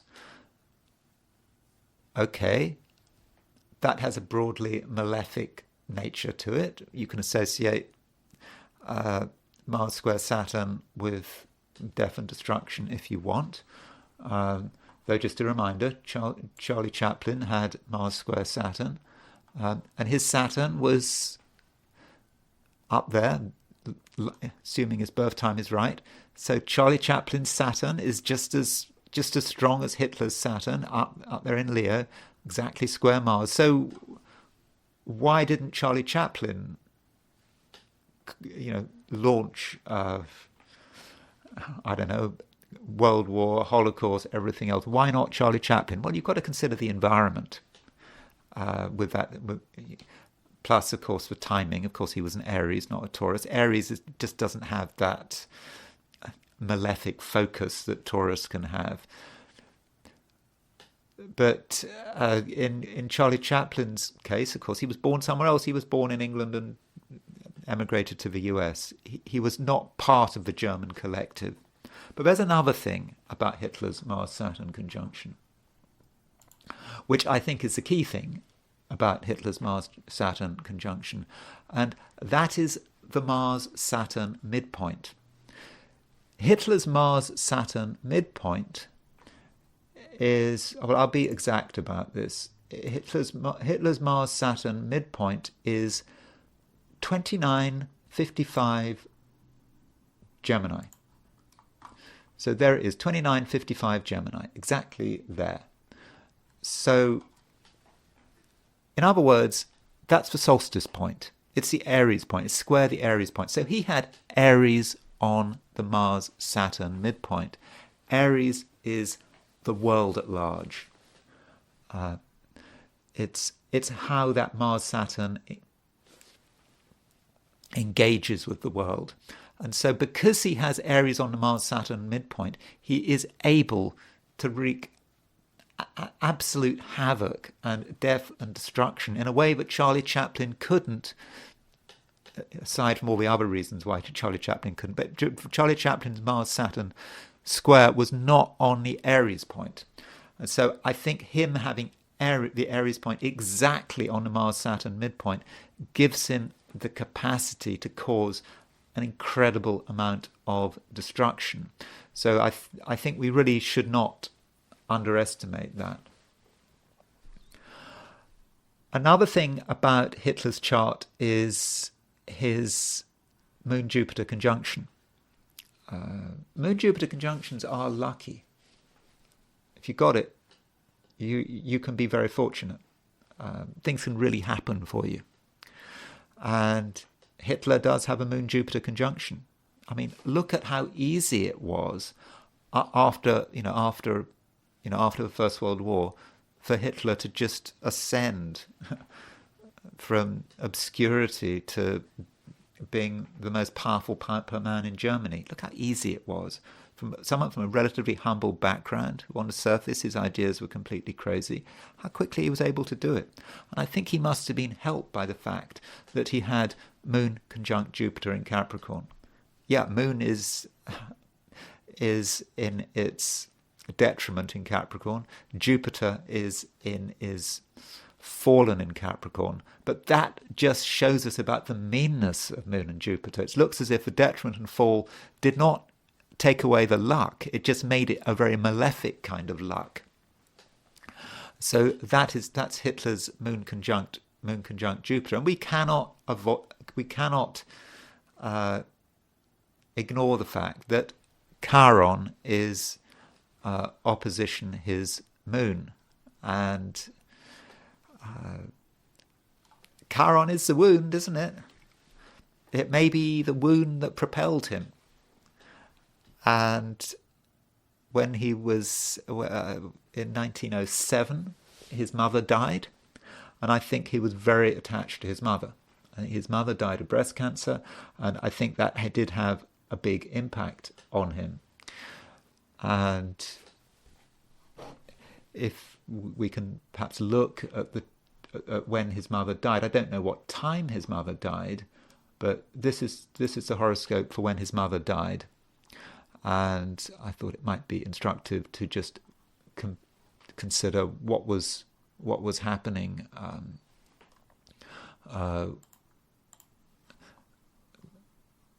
when his mother died, and what kind of what sort of impact it had. I'm not saying it necessarily had a major impact, but the moon was in Cancer. See, the moon was conjunct his north node, and so, in fact, it was on his north node return. North node returns can be really important. So this was, when he was in his teens.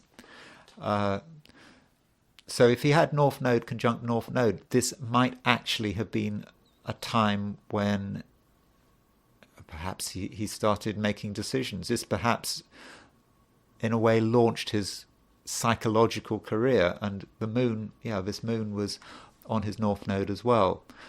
And Jupiter's conjunct Saturn.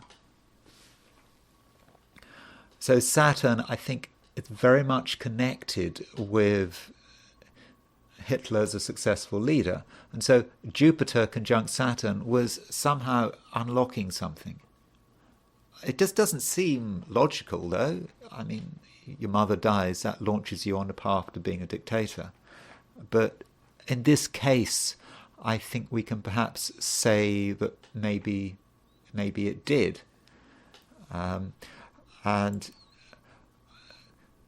solar arc directions. These are the solar arc directions for when his mother died. So just check to see if there's anything from a solar arc directed point of view.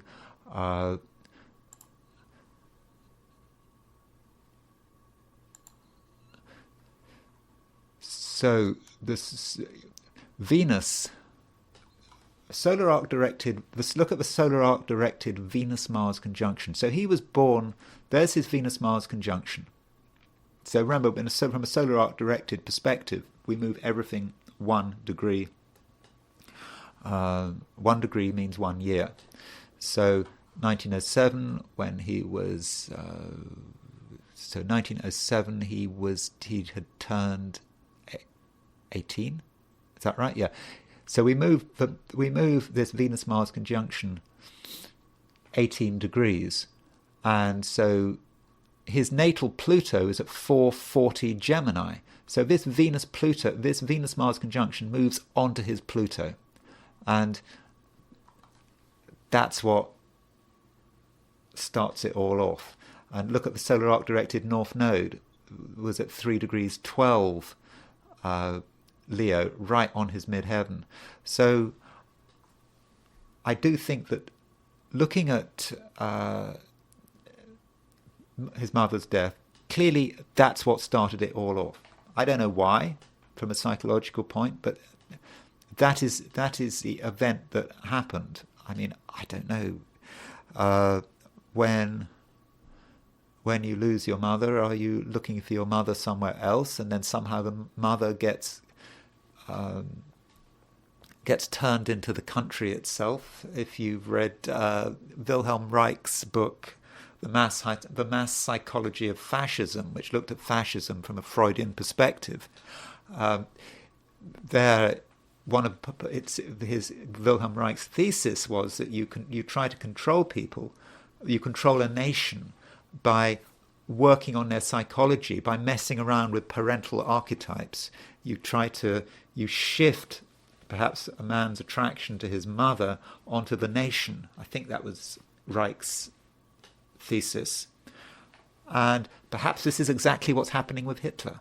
He loses his mother, and something shifts from the mother to some nebulous nationalism. So it would fit with Wilhelm Reich's thesis. And after that, there is this question as how did Hitler become who he was? I mean, how could this possibly have happened? And when we think about transits, or we think about normally we think about squares, oppositions, trines. that kind of thing.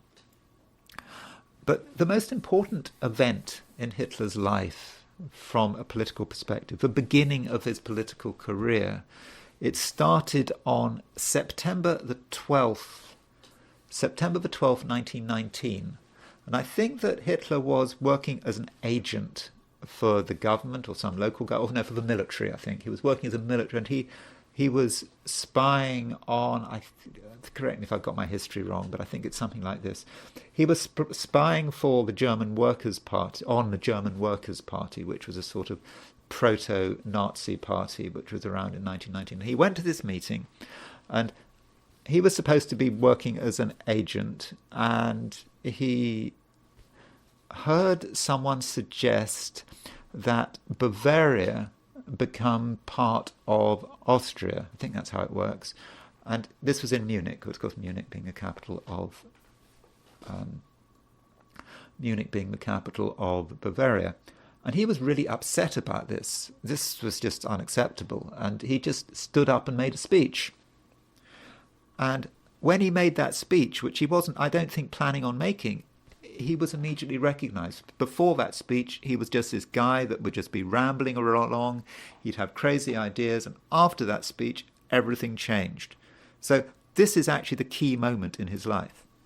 And so that key moment in his life happened there. This is, I don't know what time. I've just guessed 8 p.m. So this is the moment when Hitler made his speech. It's sometime that evening.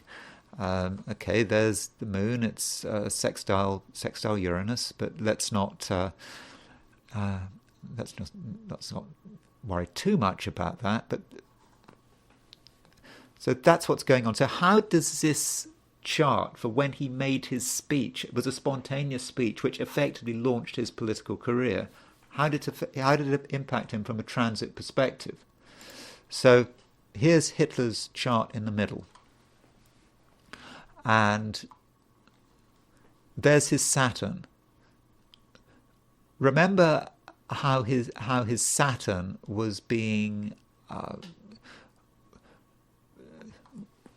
aspected when his mother died. Just a reminder.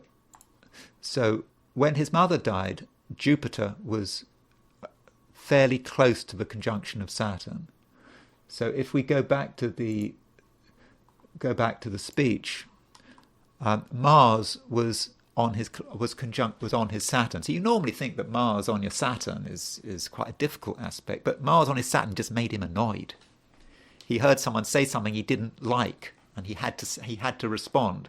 And so Mars hitting his Saturn helped launch his political career. And look at his moon. The moon that evening was at 24 Aries. Moon was moving to a conjunction of his Mercury, moving on to his descendant. So that also fits. But there's another aspect that you're not going to be able to see by eye, and it's the Pluto. Okay, Pluto is fairly close to his moon Chiron opposition.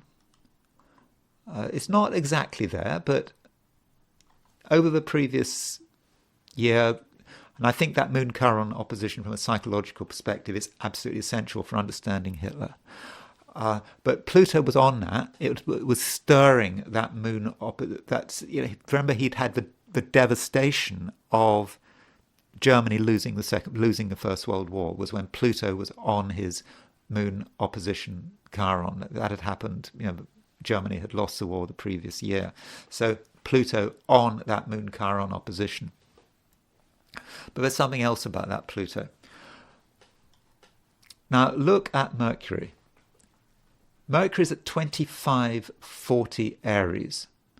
So let's count 72 degrees from 2540. So if we count 60 degrees from 2540 Aries, we get to 2540 Gemini. And if we count 72 degrees, we get to 7 degrees 40 Cancer. So Pluto was within 1 arc minute of making a quintile, a transiting quintile with Mercury. And I talk about quintiles in terms of style, but it's also about what we are creating. It's about taking what's in our mind and turning it into what's out there in the world. And that's what happened. Pluto quintiled his Mercury, and finally he was able to stand up, tell everyone what was on his mind, and he was in a place where people were listening to him. And after that, there was no stopping him. No stopping him at all. And so I think that event was critical event in his life. And God, there's so much to say about Hitler. I'm going to have to, I'm afraid, not say as much as I'd wanted to say. But another thing about Hitler is, why is he special? Why was it marked out as being a really his birth was special? What made it special? And I think you do have to look at new moons and full moons, prenatal new moons and full moons. So if we go back to Hitler's horoscope, so he was born. There's a moon. Moon is we're separating from a full moon. So there was a full moon just before he was born, about 2 weeks before he was born. So it might be good to look at the full moon before he was born. So this is the full moon before Hitler's full moon before birth. So there was a full moon 5 days before he was born. And this full moon was at 26 Libra. So let's compare this full moon with Hitler's chart. And so we can see that this full moon was exactly on his ascendant.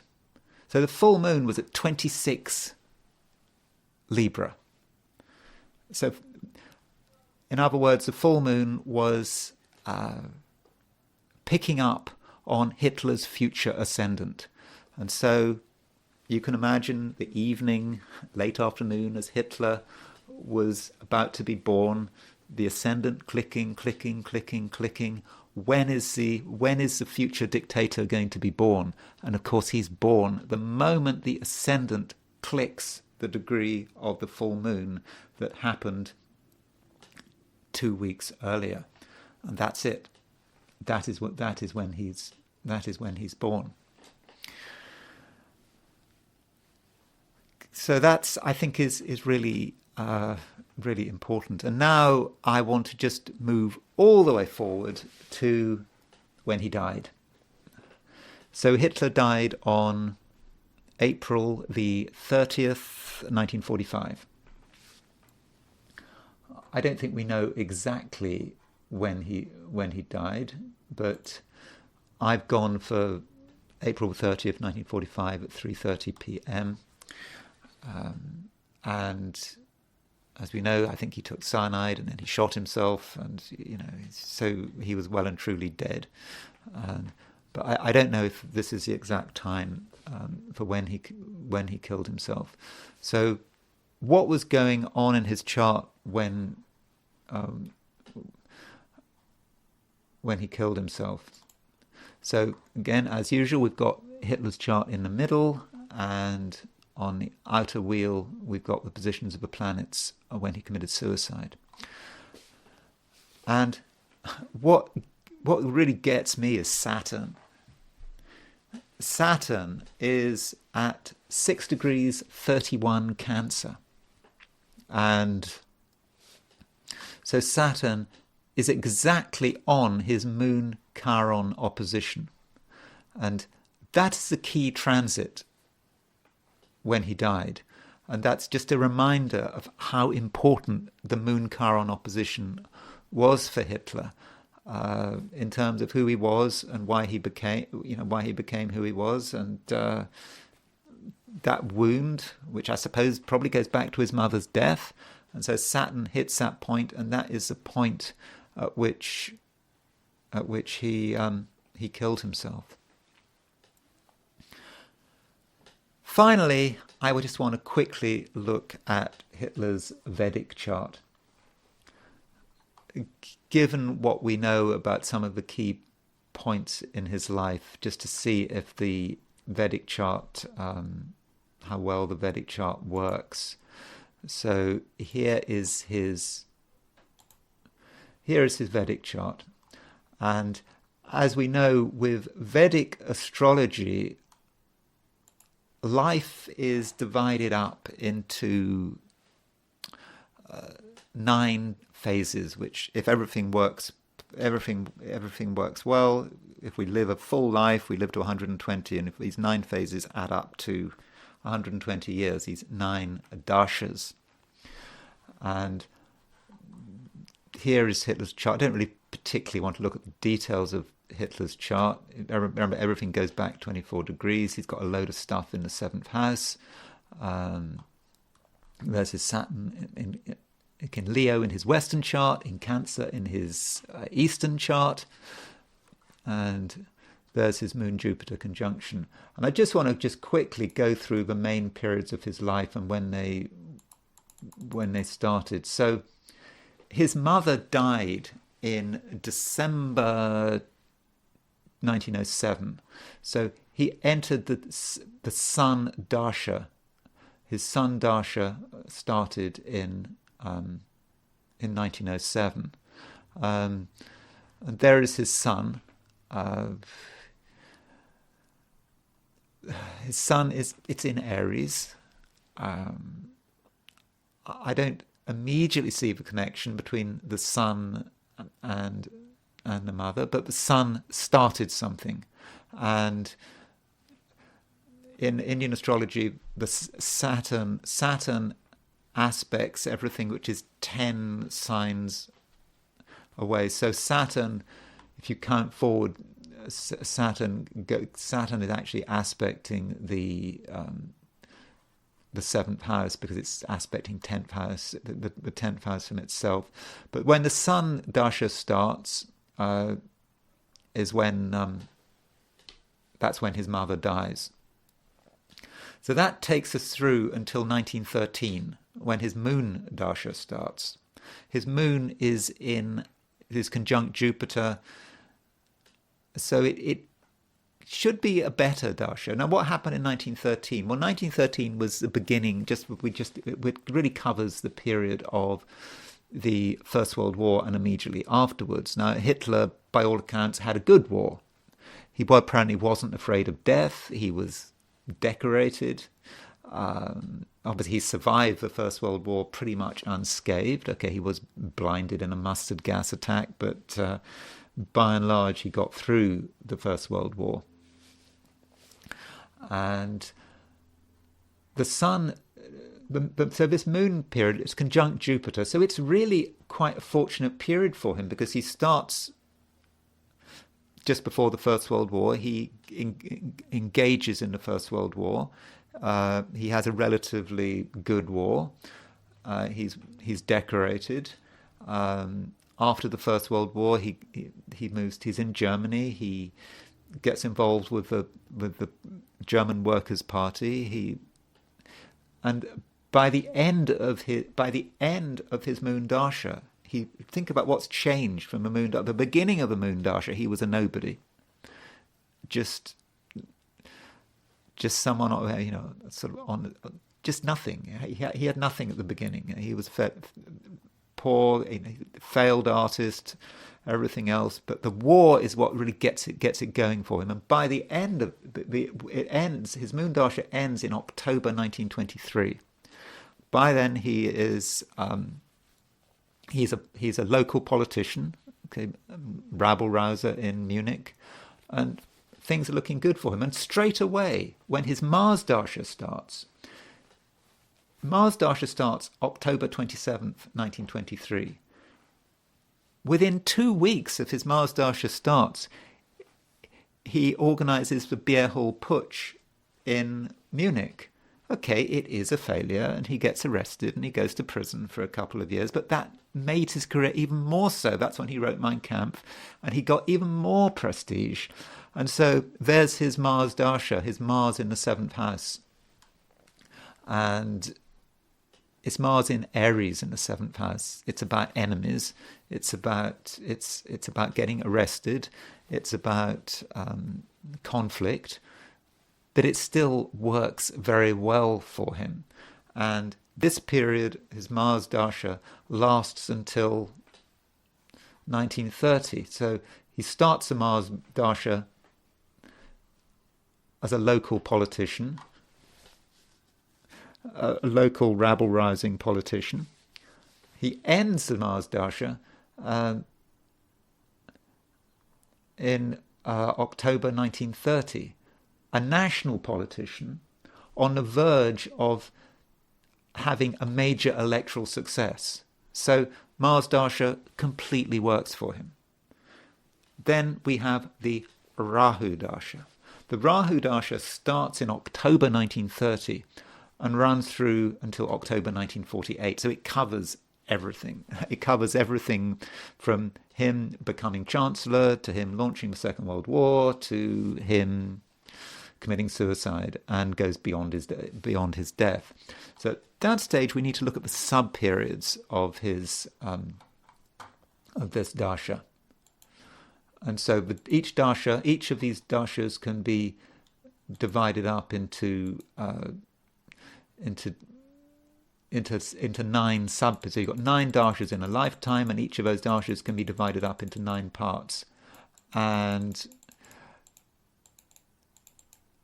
his Rahu is in Gemini, and Rahu works well in Gemini. It's exalted in Gemini in Indian astrology. So other people who've got Rahu in Gemini, I think Nigel Farage has his Rahu in Gemini. I'm not making any comparison there, I'm just pointing out Rahu's got. I know Nigel Farage has his Rahu in Gemini, and as anyone would have if they were born in the sort of mid-60s.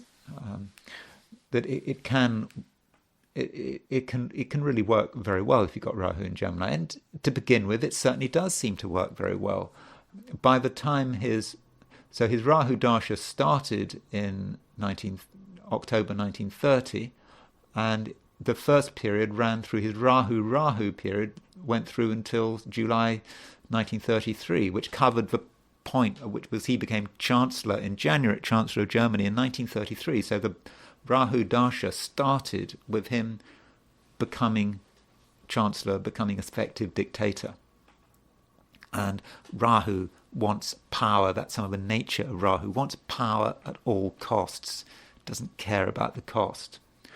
And then he moves from his Rahu in end of 1933 through to 1935. We have Rahu Jupiter. Remember, if there's Rahu is opposition Jupiter. So again, Jupiter is in Sagittarius. He's got Jupiter in sidereal Sagittarius. So again, it's another good period for him. He's able to consolidate his power. During his Rahu Jupiter period, he has the Knight of the Long Knives. He kills off all his rivals, and Rahu Saturn runs from 1935 through to 1938. More consolidation, occupation of the Rhineland. I think that would cover the Anschluss when he takes over Austria.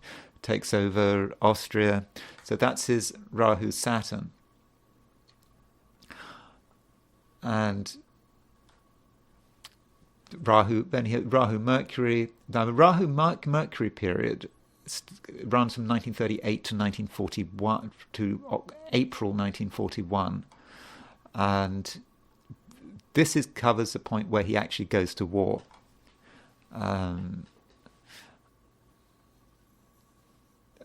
Mercury is, from a Shadbala perspective, is the weakest planet in his chart.